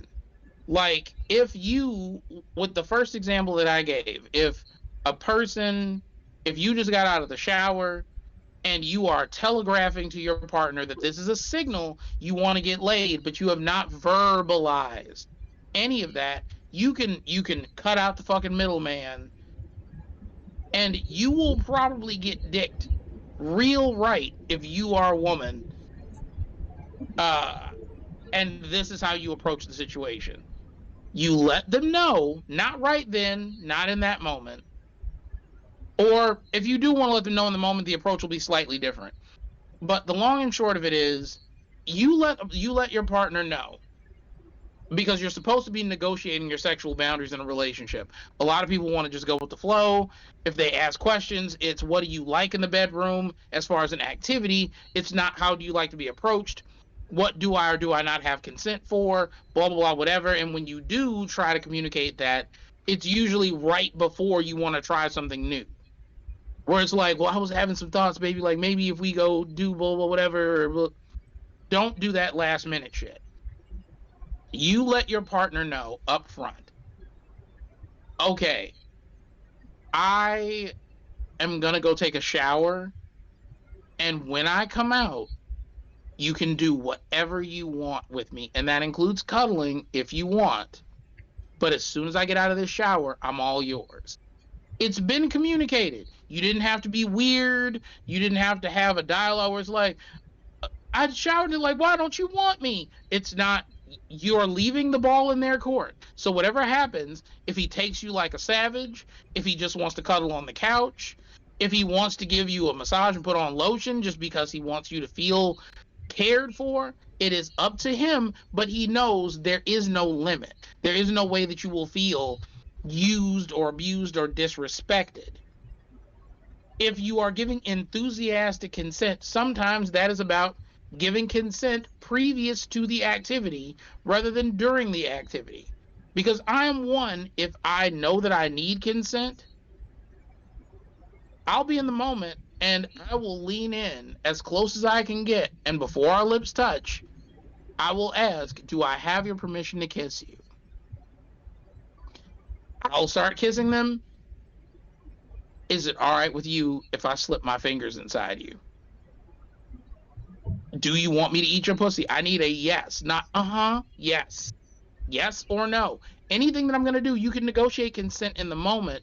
But if you do that up front and you get blanket consent, it will make things a lot easier because the person you're engaging with knows what is or isn't allowed. Because So if you if have to with the make whole consent shower every example, if single. you tell them up front, No, because if you have to keep getting consent, like, can I kiss you? Can I put a finger in you? Like, it kind of it makes it more like you're constantly stopping the act and you're no longer in the moment. So getting that blanket consent, I can see where that will be beneficial, because at that point you need to have that discussion. You need to have consent, whether it's sexual, whether it's a relationship, whether it's anything, where you have those discussions. You should have those discussions, and I feel like you should revisit true. those discussions every so often with your partner, depending on situations and things that may have happened within the relationship, where now I'm noticing a lot more people are doing like once a week. We talk about things that are going on in our relationship. That's that communication thing where, what can I do more? Or do I still have consent to do XYZ? I saw something on Twitter today talk about, do you have consent to be woken up to sex? If you have that Yeah. consent to your partner, then yes, they were like, is a safe space, ladies? Do you get this? I was like, if I have that talk with my partner and I tell them, yes, it is okay to wake me up to this, then yes, 1,000% yes, wake me up to some dick and some coffee. Yeah. And if anything changes, don't feel like you're being a hypocrite to inform your partner if something has changed. If you had a really big work week and you are sleep deprived, you can let them know, "Hey, I pulled a lot of hours before you go to bed. I pulled a lot of hours this week and I'm going to need to sleep through the night. So if you can hold on in the morning, I got you." Is that communication? It is about It's all communication.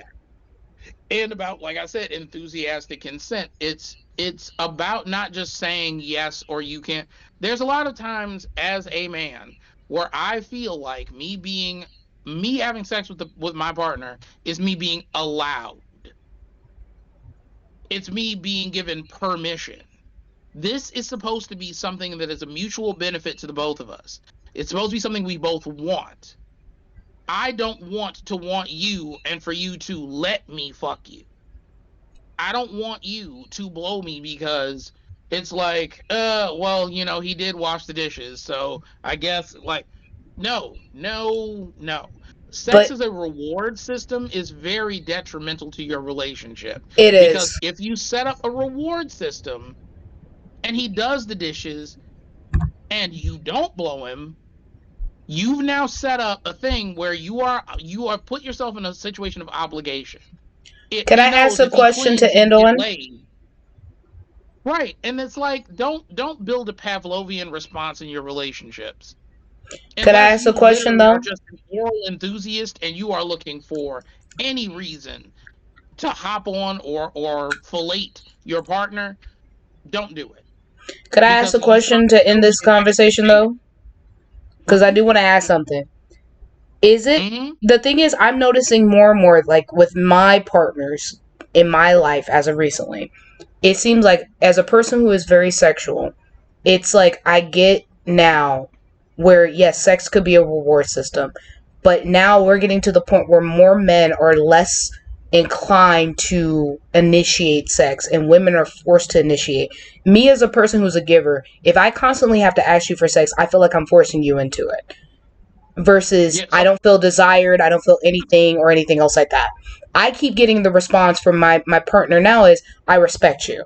And I'm like, but you make me feel like I don't like I'm not desirable to you because you're not the one initiating. I'm constantly the one initiating. like in a situation like that, if you are the woman and you are consistently the one to initiate things, there are some things you should be checking for. Thing number one, what is the mental emotional state of your partner? If they are depressed, if they are overworked, they may literally and I know people will know exactly what I'm talking about. You ever wanted sex but didn't want to put in the energy or the work to do the thing? It's kind of like knowing you need clean clothes but you don't want to go to the laundry room to wash them.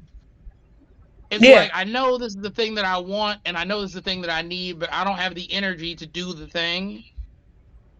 And when it comes to sex, women are the same way, where they'll want to, but they don't want to get the ball rolling. Like they don't want to start it, but once things get going, they're completely into it. They get their second wind. They have that energy to just rally and get into it. So first of all, check the mental emotional state of your partner outside of the context of sex. Just ask them, did anything happen today that drained your battery? Doesn't have to be like, oh, was anything stressing you out? How was work? Did anything happen today that drained your battery? And if they're like, yeah, this dude in line was just fucking irritating and I stood there and it just wasted, cool, Mm. Has anything happened recently that's been running through your mind? Recently can be a week ago, 2 weeks ago, but if he has a recurring dialogue in his or her head, Communicating that is helpful. And you've provided a vague enough prompt that they have the room to kind of let their mind wander and they can do some introspection. They can think, is there anything bothering me? Is there anything on my mind? And if they're stressed or if they've got stuff going on, just by talking about it, you'll notice their energy go up. They'll look a little happier, a little brighter because they're unburdened. And then they may initiate sex because they're like, you give a fuck about me. And there's nothing that turns a man on more than a person actually giving a fuck about them. If you give a shit about me and what's going on with me, and it's not for it to, I've been asked, what are you doing? Are you okay? Like, what's going on? What's going on with you right now? And I've had to train my response to be, what do you need me to do? Because, like, I know you don't give a shit how I feel. What you want is for me to do something for you, so I'm just going to cut the fucking middleman out. What do you need me to do? Because if you're asking, what am I doing right now? How am I feeling right now? I know you don't care. You just need me available for the shit that you got going on. So what do you need? What can I do for you? That doesn't sound fair to you, though, Zeb. You know how I feel about that. I did not hear any of what you just said. I said, I don't find that to be fair to you, and I like, for me personally, if I ask you, because I ask you all the time, anytime I talk to you, how are you doing? And you tell me a generic response like, I'm gonna survive. I'm like, no, we got to do better than that. That's not what we're here for. I need you to be living and thriving, sir. Nigga, the best that I can hope for is survival. I don't want to Like, hear that. I'm constantly inundated with a bunch of emotionally draining things, a bunch of not ideal situations. So I am always, my battery stays on 6% all the time. If I get to 30%, nigga, it is a good day. I don't even remember what having 100% charge looks like. I've had I need faulty you to get batteries. back. I need you to get back to 100%. Yes, cat, they are real. Now get out of here. Yes, it's real. Like, you didn't have to check. Trust me. Jesus Christ. He does this all the time. Yes, baby. In a minute. He just can't believe it. So, when it comes to enthusiastic consent like that, and you are the one doing all of the work or most of the work with initiating things, check on the emotional psychological state of, god damn, those are, anyway, so just checking on the emotional psychological state of your partner. And if you get that out of the way, or if they're doing all right, or if they're stressed and you kind of address those issues, the second thing is to let them know that they are wanted. And if you let them know that they're wanted, they don't feel like a pervert, because that's a lot of it. You feel like you're stressed, or things aren't going well, or you're tired. That's understandable. But there are times where you feel like your mood is not a good enough reason for you to be pursuing sex with your partner. Yeah, I want some pussy. Does that mean that the person with the pussy wants me to have it? No. You might just be minding your business, looking cute, and here I am ready to rail you like a line of cocaine. That doesn't help. Not a lot of cocaine, though. Yes, like, I'm just saying, you're minding your business, just thinking about trees and shit, and here I am, instead of a line of cocaine, I apologize. Here I am ready to rail you like it's Tony Hawk Pro Skater 3. Like, the issue is more about us not wanting to impose on you. And it's going to take a while, and it's going to be a consistent effort on your part, which I will acknowledge is not fair, but consistent effort on your part to let me know I am wanted, my issues matter to you, and my mental and emotional state matter to you, and that you are open and receptive to receiving me in any of these scenarios. I then have free reign to approach you. What I don't want to do, And I'm going to take you through a typical day with me and and my partner, my former partner, even sometimes my current partner. I will get up for work and it's early as shit. And I'll be thinking in my mind, I wonder if we can fuck around. But then I'm like, okay, they've been asleep all night. First thing in the morning, they got to go to the bathroom. Like, that would be disrespectful to try to plug them up and they need to go run off to the toilet. So just, no morning quickie. Get your shit together. Get the fuck out of here. So you get your shit together. You go to work. You do your 8 hours, 9 hours, 12 hours, whatever the case is. You're on your way home. You're glad to see them. You're glad to reconnect. You're looking at them while they drive. They're looking at you, and they're like, "What?" And you realize you're staring at them like a fucking giddy school child because this is the person you've been waiting all day to get back to. You've done your 9 to 5 bullshit. You were ready for it to be over, and this is the person you want to spend time with. But I you believe can't me, I know that. just leap across the seat and put your face in their face because they're driving. You don't want to crash. Get your shit together. So you're like, all right, we can wait till we get home. You get home and you realize your body has been without a proper nutrition for several hours. You need to make dinner happen. If it's their night to make dinner, they're making dinner happen. If it's your night to make dinner, you're making dinner happen. And you want them to be happy. So you end up having a 20-minute discussion about, well, what do you want to eat? Well, I don't know. What do you want to eat? Well, I don't really want to cook. Well, are you sure you don't want to cook? Because I want to cook. Well, fine, you can cook, but how long is that going to take? Because I'm really hungry. And you're going back and forth, and you don't want to do any of this. The only thing you want to eat is them, but you have to be responsible because you're an adult. So you get food sorted out. You all have both eaten, and you're sitting on the couch, and you're like, we're home alone. We're sitting on the couch. I could just reach over and just run my fingers down there in her thigh and just start going to work. But you're like, they just ate. That's intrusive. They didn't ask for any of this. So you might do something playful, might poke their boob or whatever, and they react ha ha ha instead of don't start nothing we gonna have to go to the bedroom for. So you don't take that as anything relating to consent. You're like, I did a thing. They did not react in a way that clearly displayed to me they want to get laid. So I'm gonna pull my punches and I'm gonna get my shit together. At that point, you all are entertaining yourselves while you eat. So you watch a movie or a show, the show or movie ends, you all have to get ready for bed. So you're thinking, all right, well, I'm going to go wash up because, can't have day old nut sweat and be trying to get in the end.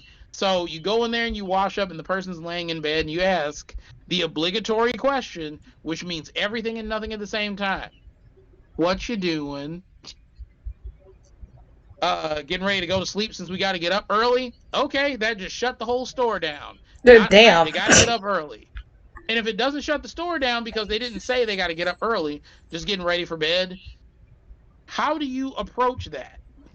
Do you let the person know, like, hey, I know you in bed already and you sleepy, but you want to mess around or fool around or whatever, and they're full, and you know that that's going to be slightly uncomfortable to be moving around after you just ate a meal.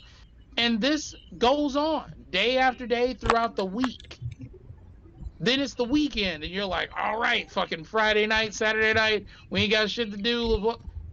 You're always looking for an opportunity not to have sex with them, but an opportunity to engage them respectfully where you don't feel like you're being inconsiderate to their needs, to the situation, to how they feel.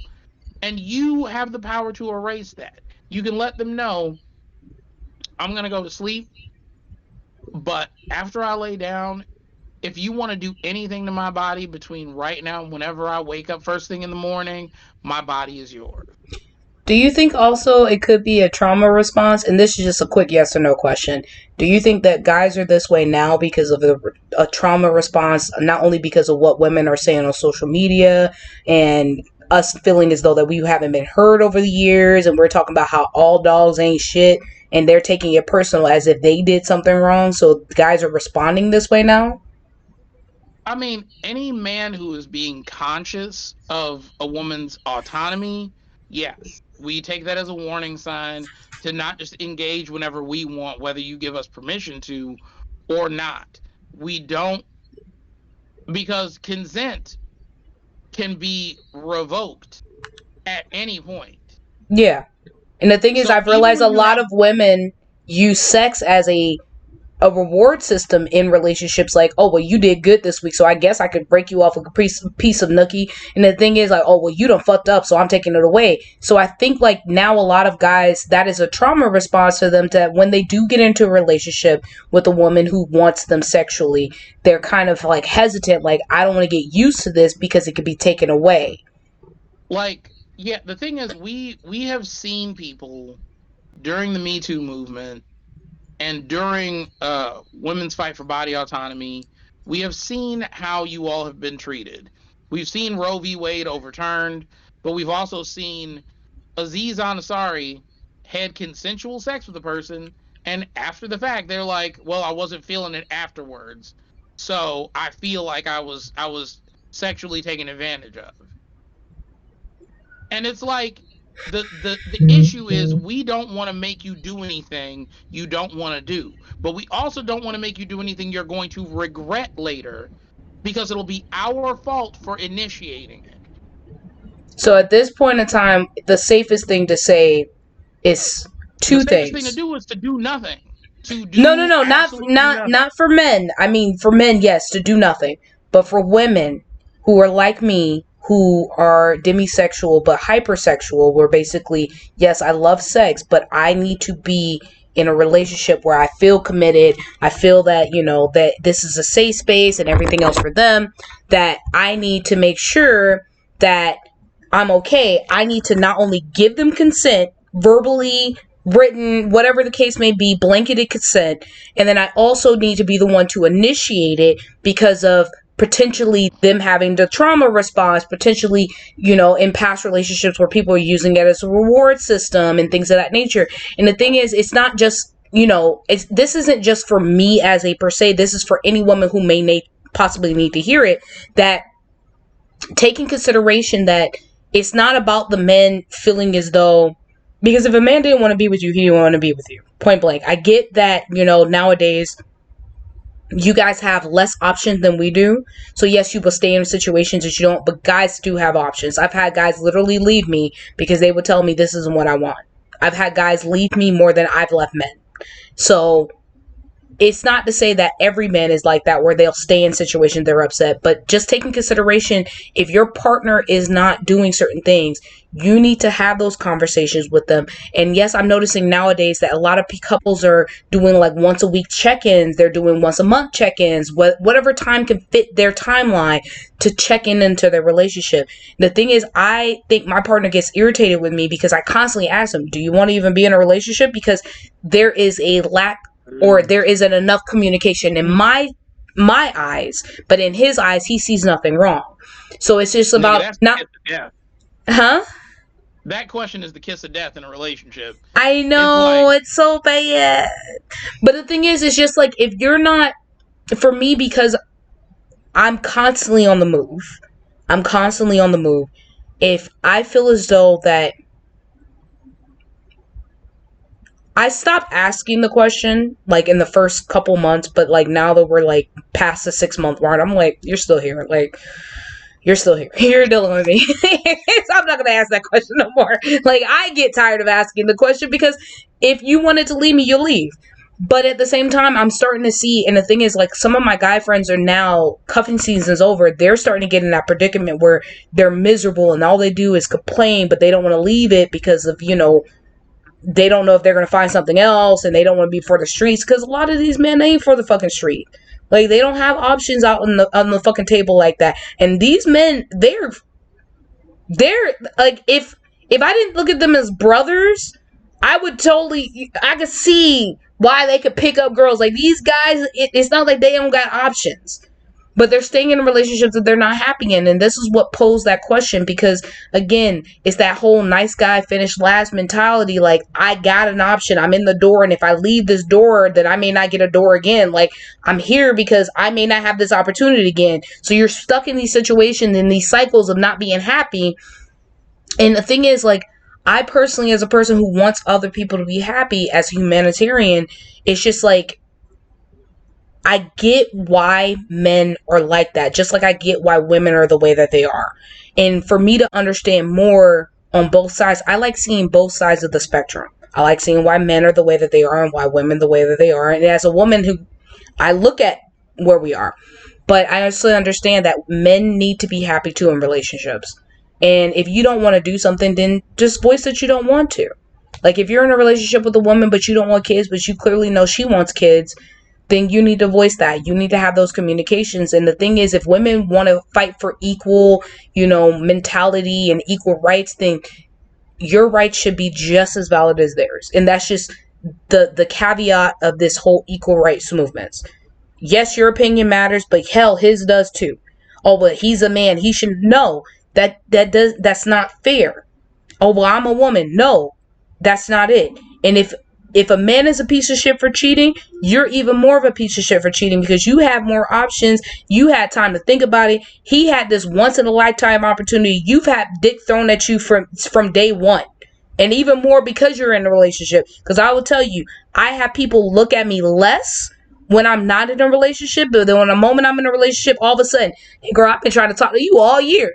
Since when? Since when?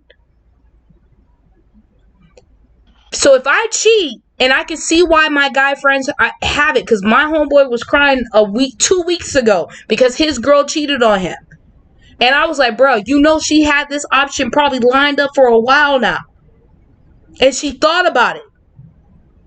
Because the person was probably persistent. And it was because he started to literally build. And one of my homegirls had an option to cheat on her dude. But in our group chat, and I asked her before I told this story, I always ask consent to share partial stories. She shared shit in our group chat to a bunch of other females. And they were saying, yeah, girl, go ahead and cheat. Not realizing that the dude that she's with is building a business. He ain't worried about cheating on her and doing anything else. His focus is just on building this business and starting, and now they're engaged. She could have literally taken the opportunity to cheat, and she had an opportunity. She was been thinking about it for months. She had an opportunity lined up for months, and she was like, oh, well, he's not giving me enough. He ain't doing this, that, and the third, and she thought about it. But this man was not focused on cheating on her. He was like, I want to build up. He was even buying a fucking engagement ring to propose to her. So he wasn't even focused on it. But that's the thing. Like, if she would have done it, she would have been a piece of shit. No, I'm sorry. Women's society would have like, what did he do wrong? And the thing is, in my opinion, I'd be like, if you would have cheated on that man, you would have been a piece of shit. And the thing is, even with like me in my situation, if I would have done anything in my situation that would have done any wrong in my relationship towards the person I am, first and foremost, it would have eat at me morality. Like my morale. Because he doesn't deserve that. And me as a person, I know what it feels like to be cheated on. I know what it feels like to be an option. I know what it feels like. That's the reason why for me, I would never do that. If I'm in a relationship with you, I will stick with you through thick and thin. I am the pure definition of a ride or die. If I'm in a relationship with you, I see something in you. We're going to build together. We're going to work through it. I don't care if we're not having sex. As hypersexual as I may be, if you're not giving me sex, I'm not about to cheat on you. Point blank, period. I don't care how much dick is thrown in my direction. I don't care. But the fact of it being that women nowadays, that's the thing. They will literally see that there's an opportunity that is there and they will leave what they have for a moment of pleasure. Oh, this guy's giving me flower and attention and affection. But then you'll leave a person who could potentially be your life partner over some dumb shit. And that's the thing. I don't necessarily even know that it's for pleasure. Like, I think we're all trying to do better. We're all attempting to have more. We're all attempting to be in a different place. But while we're trying, psychologically and emotionally. but I also feel as though that with social media, with a lot of us going through these self-help, like these love discoveries, we're taking in information from other people who may not fully got their shit together, and they feel as though that because people are eating up what they're saying, I'm gonna listen to what they're saying, and yes, that nigga is spitting, quotation marks, or oh, that girl is spitting, she's saying exactly what it is, not knowing that in her real life she may not got it all the way together. You listen to what all these other people saying because you don't have your shit together and you don't know where to go to even figure it out, that you're like, well, she's talking the truth, this, that, and the other. And the thing is, it's just like most of us don't know ourselves. And I can tell Yeah, you, we I, don't we don't really, it's not even just that we don't know ourselves. We don't know ourselves, and like I said earlier, being introspective, asking yourself those questions of what is wrong with you, what needs to be improved, what could be better, what behaviors do you have that are unhelpful or toxic or self-sabotaging or damaging. Being introspective is uncomfortable. it It's is. uncomfortable, and a lot of times it's fucking painful. And yeah, It you is. can look at your life and your history and you can see the ways that your parents affected you negatively, the way that your environment affected you negatively, the way that your choices have affected you negatively. And with all that negativity, it just feels like an orgy of sadness. It is. And so, no, nobody wants to intentionally fucking depress themselves, but growth comes from examination and a shift in perspective and changing tactics. So, if you're willing to do those things, you can have a better outcome, but that outcome isn't guaranteed. You're not guaranteed just because you took the time to do the work to all your problems are just going to disappear. You're going to get into a great relationship. You're going to meet the perfect guy or girl. You're going to go on to be successful in all of your endeavors. None of that is a guarantee. But what is a guarantee is that you will be a lot more able to live with yourself honestly. And if you can live with yourself more honestly, you can invite somebody into your life and have a more authentic relationship with them. Whether that relationship is good, bad, long term, short term, they're not getting a bullshit fake avatar. They're not They're getting a not meeting your representative. representative. They're meeting you. I And if will a say, person actually likes you, great. But if they don't, you will know up front. Because pretending to be somebody else for 6 months and then slowly integrating who you really are to just have a 2 year long relationship where a person hates you or resents you or regrets meeting you, that's a lot of fucking time to waste. When if you're you up front and 6 weeks in, a person is like, not feeling this, you can cut that shit off mm-hmm. I and will go say it like, somewhere where you are appreciated. I will say it like this too. As a person, I will say it like this. You don't need to be by yourself to heal. Because some people will go through a self-healing discovery and communicating openly to themselves and then get so far in comfortability by themselves that they will miss out on connecting with other people. The misconception where a lot of people say, well, come to me healed.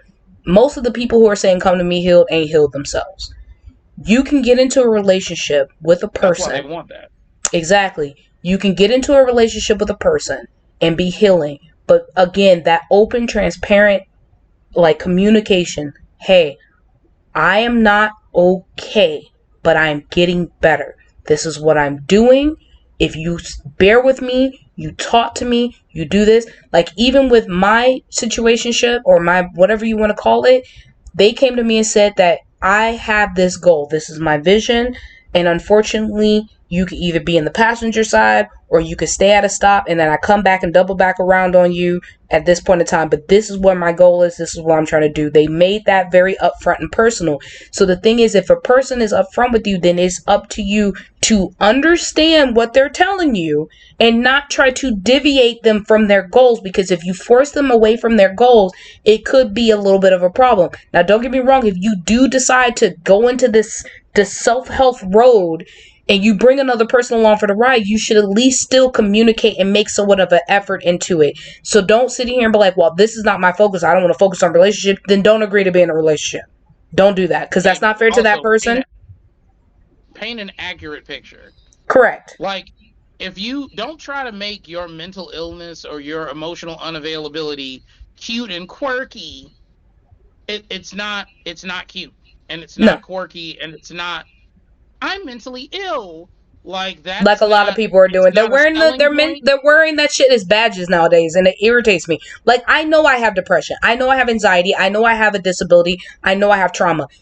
But am I wearing that shit as a fucking badge? No, that is not. No. No, stop wearing it as a badge. Well, I survived sexual abuse. Okay, I get that.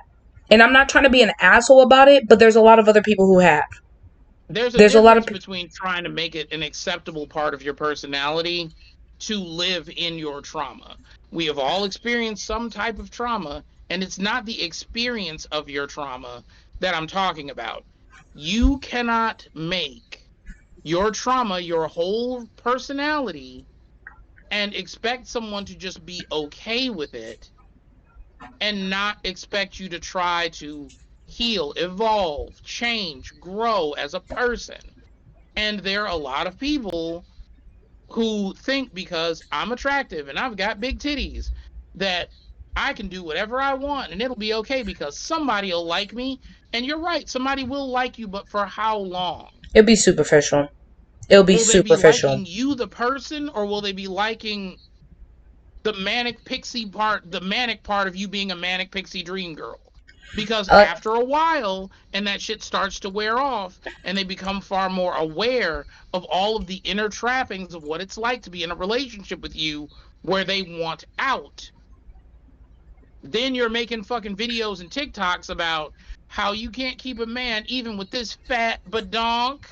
Yes, you can't keep a man even with an ass if you're being disingenuine with yourself and with them. All of it is fine to be a quirky, oh, you're a sad girl. Like, none of that is helpful. no. If you're being authentic about your traumas with a person and you're telling them, like, hey, I was molested, I did have a sexual assault, I have been struggling with bipolar disorder, I have been struggling with chronic depression, I have had to be medicated or institutionalized for whatever reason, and I'm trying to be better. That's the relationship. It doesn't always have to be a funny joke. It doesn't ever have to be a funny joke. You don't No. have to make it quirky for you to be like mentally or emotionally unwell. And the issue that I confront a lot of the time is that people don't want to be better, they want to be tolerated. Yeah. You want to be fucked up and you want a person who offsets your fucked upness or deals with your fucked upness in such a way that it compensates for you being Fucked up. an intolerable piece of shit. Is pretty much what it is. And it's fine for you not to be ready to move on or not be ready to deal with your traumas in a productive way, but don't expect the person compensate for that. That's not Correct. fair to them, and it's not fair to you because they are enabling you. They are stunting your ability to grow past your trauma. So when you want to be in a relationship with a person and you are not healed, letting them know up front what that means painting an accurate picture. If your depression does not look like I'm sad today, that's what they're assuming your depression is. I don't want to get up or eat. But if your depression is you sitting in the shower, contemplating self harm, crying uncontrollably, they might want to know that up front because if they can't deal with that level of depression, they may need an exit strategy. If your depression is you having a bunch of plans for the day and they go out grocery shopping and come home and you haven't done anything on that list of things you had planned to do, but you're playing depressing music and video games and you are unwashed and like you haven't eaten anything or hydrated at all, they need to know that is the depression they're walking into to help you stay on task, to help you get to a point where you can make healthier choices or make better decisions or where they can assist you. But Because when if they you're don't know that that's what your depression looks like, they're just they're just there to bear witness to you being like fucked up. And I will tell you like this: if your partner cares about you enough, they're going to I keep you on the cannot straight and hear a narrow. word you're saying. Can you hear me? Nope. Hold on. Did you Say it not again. hear me? I think I lost it. Hold on. Can you hear me? No. Nope. Child of I can't hear God. you, but I can see your mouth moving, which, is half the battle. Ah. Da-da-da. Okay.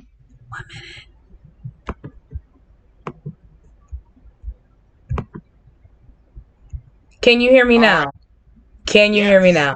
Cool. For some odd reason, my default discern. So I would tell you like this: be very transparent. And if you tell your partner up front the problems that you're having and they're willing to work with you, they're not coming for you in a way. Yes, it does take a lot dealing with a person who is trying to heal. If they're coming to you and they're telling you, hey, I noticed you're doing XYZ.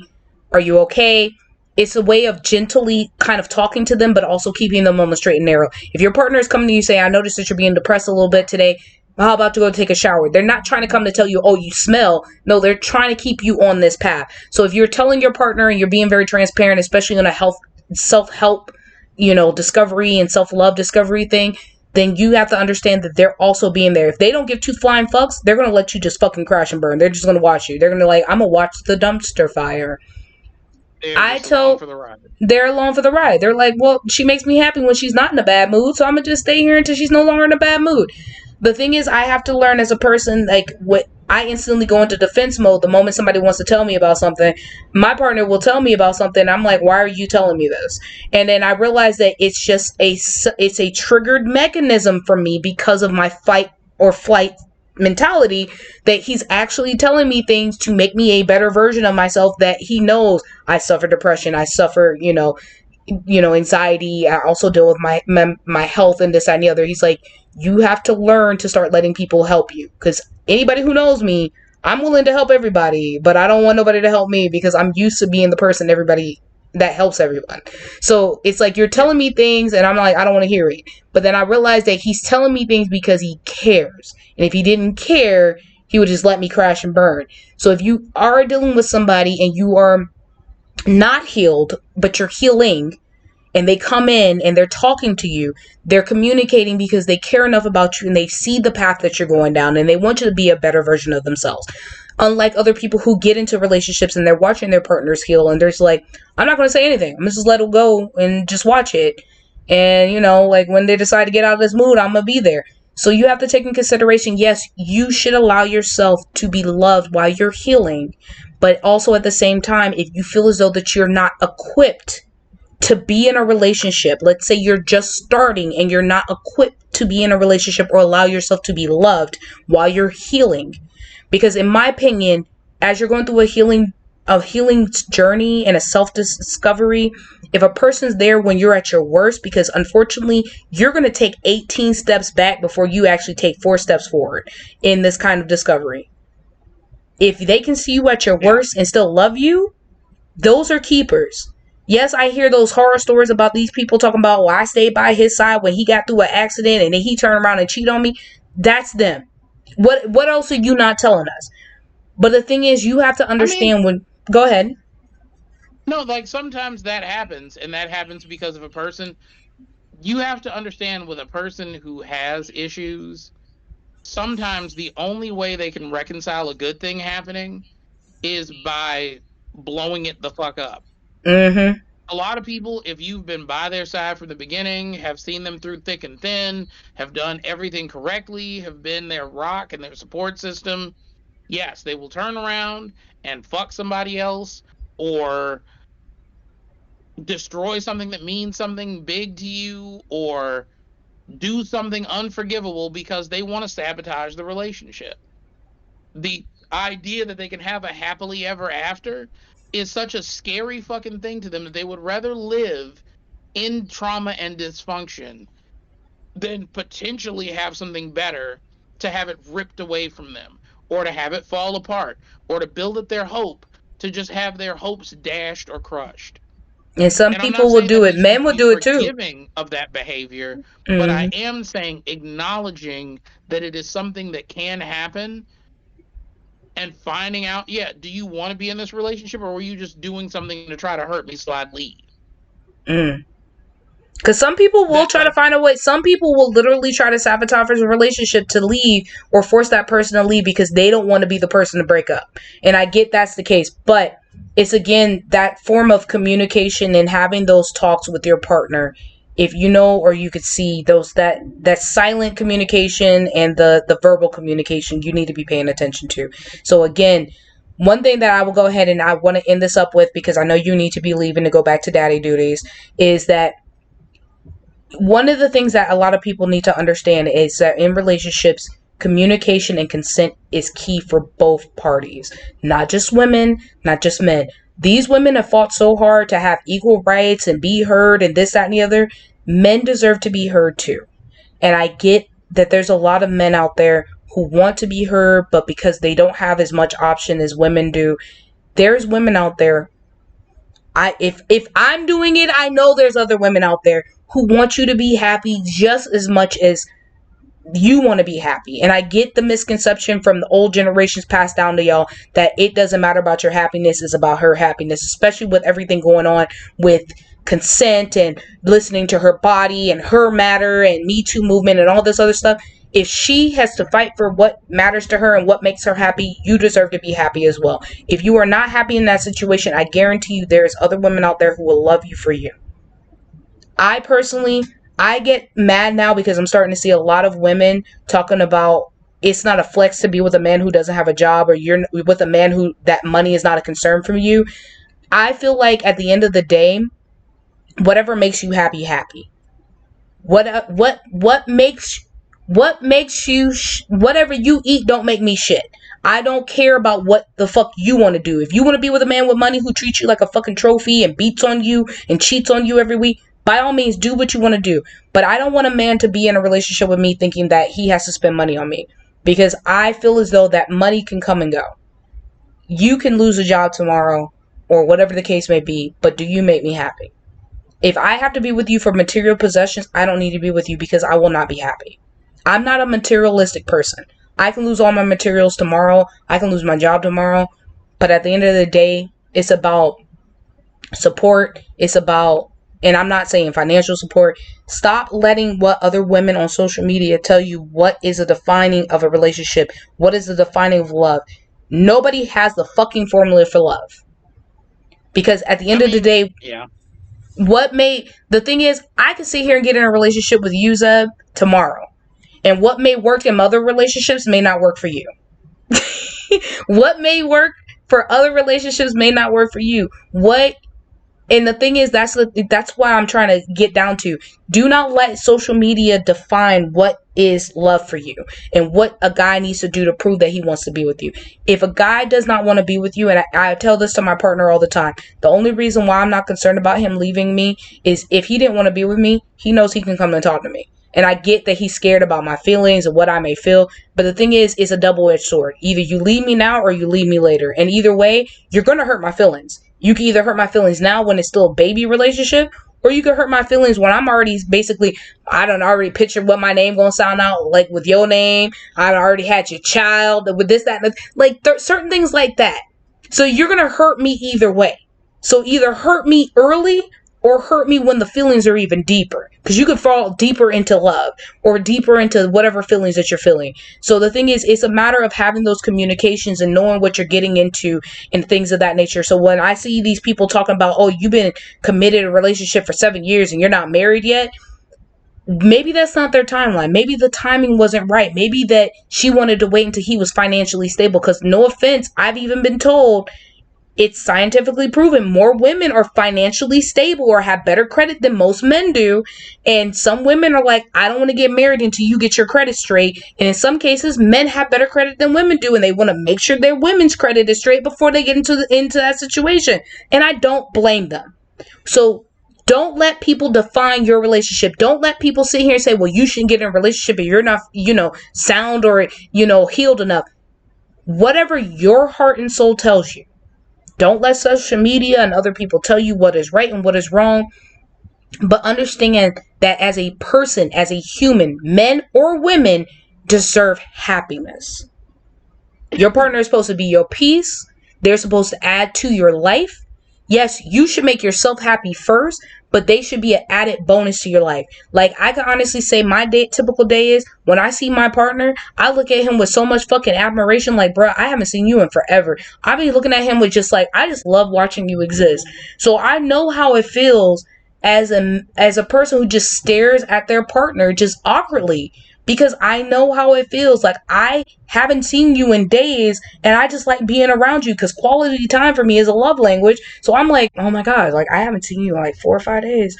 Oh my god, like, oh my god, I just love how he turns the wheel, and the little things that go through your brain, you're just looking at them exist, and you're loving every fucking aspect about it. And the thing is, I get it. So don't let social media define to you what is a relationship or a healthy relationship or anything. The only thing that should matter is you and yours. If you feel as though that you don't know what the consent level is and what's going on in your relationship, talk it out with your partner alone. Yes, we're having a podcast talking about consensual and miscommunication, but the only person who really needs to talk about that shit is you and your partner. Have that communication. Take what we say as a footnote or potential like information to build your relationship, but don't take what I say as the gospel truth. Yeah, this is honestly just a starting point for you to open a dialogue.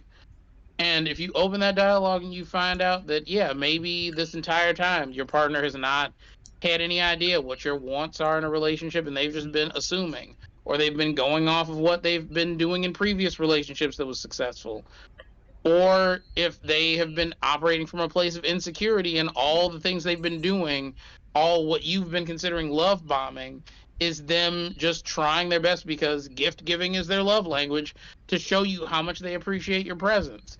You don't know. So just take Exactly. this as an opportunity to open a dialogue with your partner or even with potential partners, and just keep in mind that you and the other person may be operating from a place of insecurity, a place of desire but fear of making the wrong decisions or Or doing the fear of wrong being things. or being by And themselves. with that in mind, be compassionate to one another and give yourself and them the opportunity to open the floor for honest communication and compassionate dialogue. And if you are willing to give consent, make sure that consent is enthusiastic, and that if it makes them feel more secure for you to give that consent in writing so they don't have fear of future persecution or prosecution later on if you change your mind or if something happens, then give them whatever your partner needs to feel safe in pursuing you in the fashion you would like to be pursued. Tell them how to love you, because they're not mind readers. With that being said, Zeb, do you have any closing statements before I go into my closing spew? I don't know, for those of you who aren't aware, if I need to say this, but it should be common knowledge, but not common knowledge is not common to everyone. So I'm just going to say, despite whatever you have heard, under no circumstances there is no sex in the champagne room. None. There is no sex in the champagne room. Just want to be clear. There's no sex. No sex in the champagne room. I hear that. I hear that. Stop it. Stop it. I will say it like this, guys. At the end of the day, don't let people on these platforms tell you when is it okay for you to find love and when it's not okay to find love. If somebody is loving you right, communicating with you properly, you're communicating with them, don't let people tell you how to define your relationship. As I told my friend not too long ago, stop putting your relationship in our group chat, because some of them are not happy themselves and they want people to be miserable and single with them because they feel like that is the best life for them, and you can't let people live lives for you. Don't let people get in your relationship and put their 2 cents in. And at the end of the day, I even told my family, like, you won't know too much information about the person I'm with until we're married at this point, because it's just not. for me, it's just where I'm at. I don't want you to get attached to somebody and then get a clear definition of how I feel about them after you done fell in love with them, and then I get mad one time and emotionally driven tell you about some shit that happened. So do what is best for your relationship. Yes, these platforms like social media is really, really great to get starting points, to take some notes from, because you may not have experienced it yourselves. But at the end of the day, we are so looking for a way to live life and people to tell us how to live our lives where you're not really living our lives. So Yeah, don't take it as a blueprint. Just take it as the opportunity to open a dialogue and see where your partner's at in comparison to the things you've seen or heard. Trust mhm. them. It's their body. It's your relationship. and And on and that even have note, those conversations where you want to go in your relationship. At the end of the day, you should have talks. I One thing I will agree is have talks every so often on where you're going in your relationship. And the thing is, most men know what they want out of a relationship within 6 months. They know. If you by that time they don't see themselves being with you, they probably haven't voiced it, but they know, and they feel like there's no way. They'll probably be finding an exit strategy at that point after 6 months. They're waiting for you to break it off. So at the end of the day, have those communications, have those talk. But the thing is, if that person is making you happy and they're basically a best friend, don't let social media and these people in their soapboxes tell you how to live a relationship. Don't let nobody halfway love you. And it is okay to not be okay. Self-love is the best love, and self-care is the best care. And the thing is, if you want to be in a relationship while you are healing, do it. If a person is wanting to love you while you're growing, let them love you. Don't feel like because all these people say no, you need to come to me healed. If somebody is seeing you trying your best and they want to help you grow and be better, and they're going to love you when the outcome of it comes through, let do them it. love you. Let them love you. Because I get so tired of people telling me, oh, you shouldn't be in a relationship because you're healing, and he shouldn't be in a relationship because he's healing. Baby, who the fuck are you to define that? If this person is seeing me trying to heal and they're trying to make me a better person, then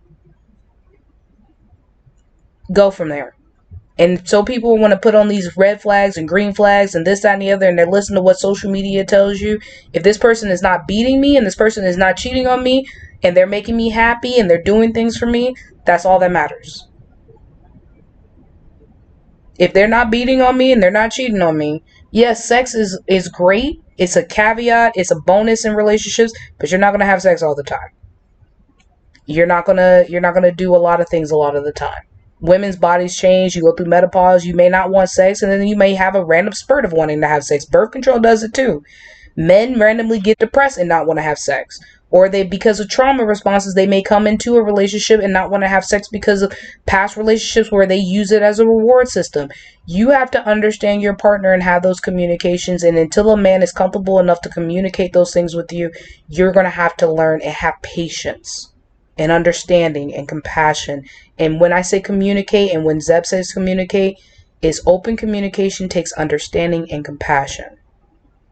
And we lack that as millennials. We lack understanding and patience. And he's a different generation. He's in his 40s. What is you, Gen Z? No, Gen Z is below, right?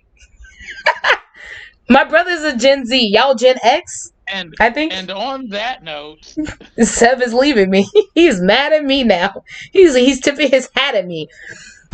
With that being said, ladies and gentlemen, I will go ahead and tell you, just understand, I appreciate this little podcast drip real quick.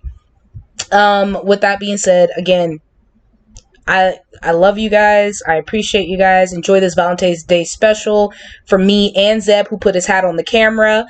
I hope you guys have a wonderful weekend, Super Bowl weekend, wonderful Valentine's Day. Whatever you're listening to this podcast episode or watching this episode, if you didn't watch it live, you can catch it on Spotify, on Podbean, on YouTube, and highlights on Twitch for about 30 days.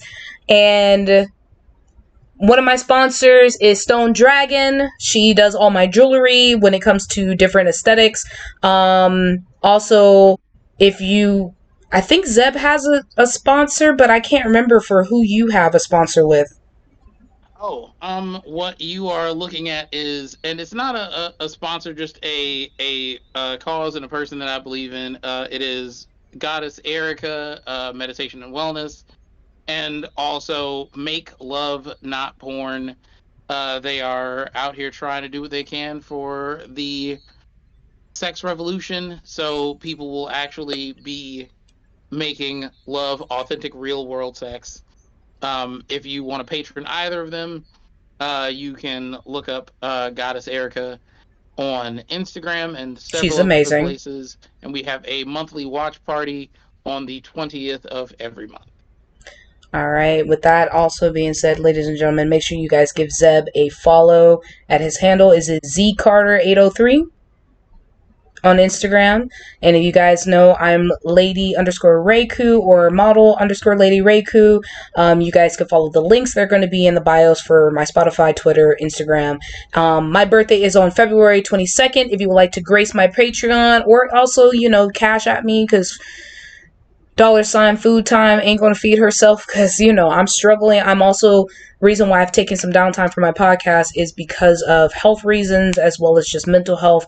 I am going to be processing getting surgery very soon. I'm just in the process of getting it. I've actually had a heating pad on this the entire time because I started cramping low-key. That's why Nico keeps giving my attention. But I hope you guys have a wonderful day. If you stick around a little bit longer, if you're watching this live, I'm about to stream on Twitch. With that being said, I should be starting up podcast episodes more frequently. I appreciate you guys for tuning in this brief moment. I hope you have a wonderful weekend, wonderful Super Bowl Sunday, wonderful Valentine's Day. Remember to communicate, practice safe sex, and also get checked every so often, even if you're in a relationship.